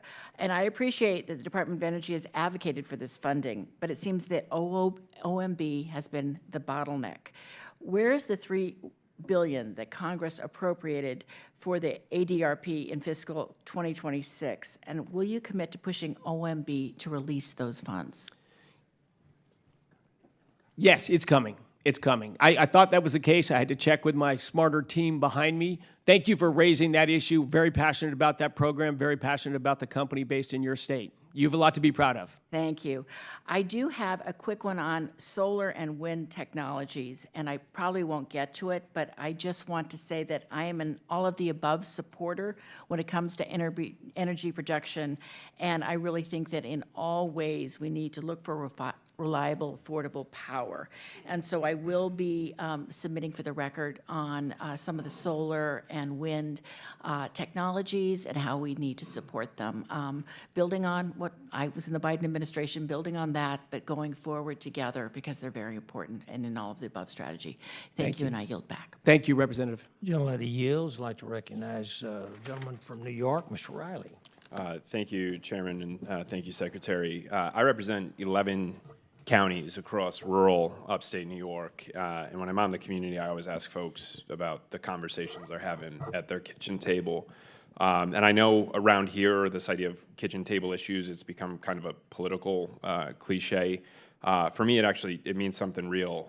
When I was growing up, my parents would literally sit at the kitchen table every week to balance the budget. And the way they would do it is they had these envelopes, and they would write on the envelope, mortgage or utilities or school clothes. If there was something left over, my favorite envelope was for the Binghamton Whalers tickets. And I remember those conversations getting a lot harder when the factory was closing down where my dad worked, and it was a bunch of big corporations and out-of-touch politicians from both political parties got us into terrible trade deals that shipped jobs overseas. And you could literally see with those envelopes at the kitchen table the sacrifices that my family was making every week to make sure my sister and me could go to school. So I ask folks at home about those conversations because I want to hear what they're talking about at the kitchen table. And you know what they tell me now over and over again? They can't afford the utility bills.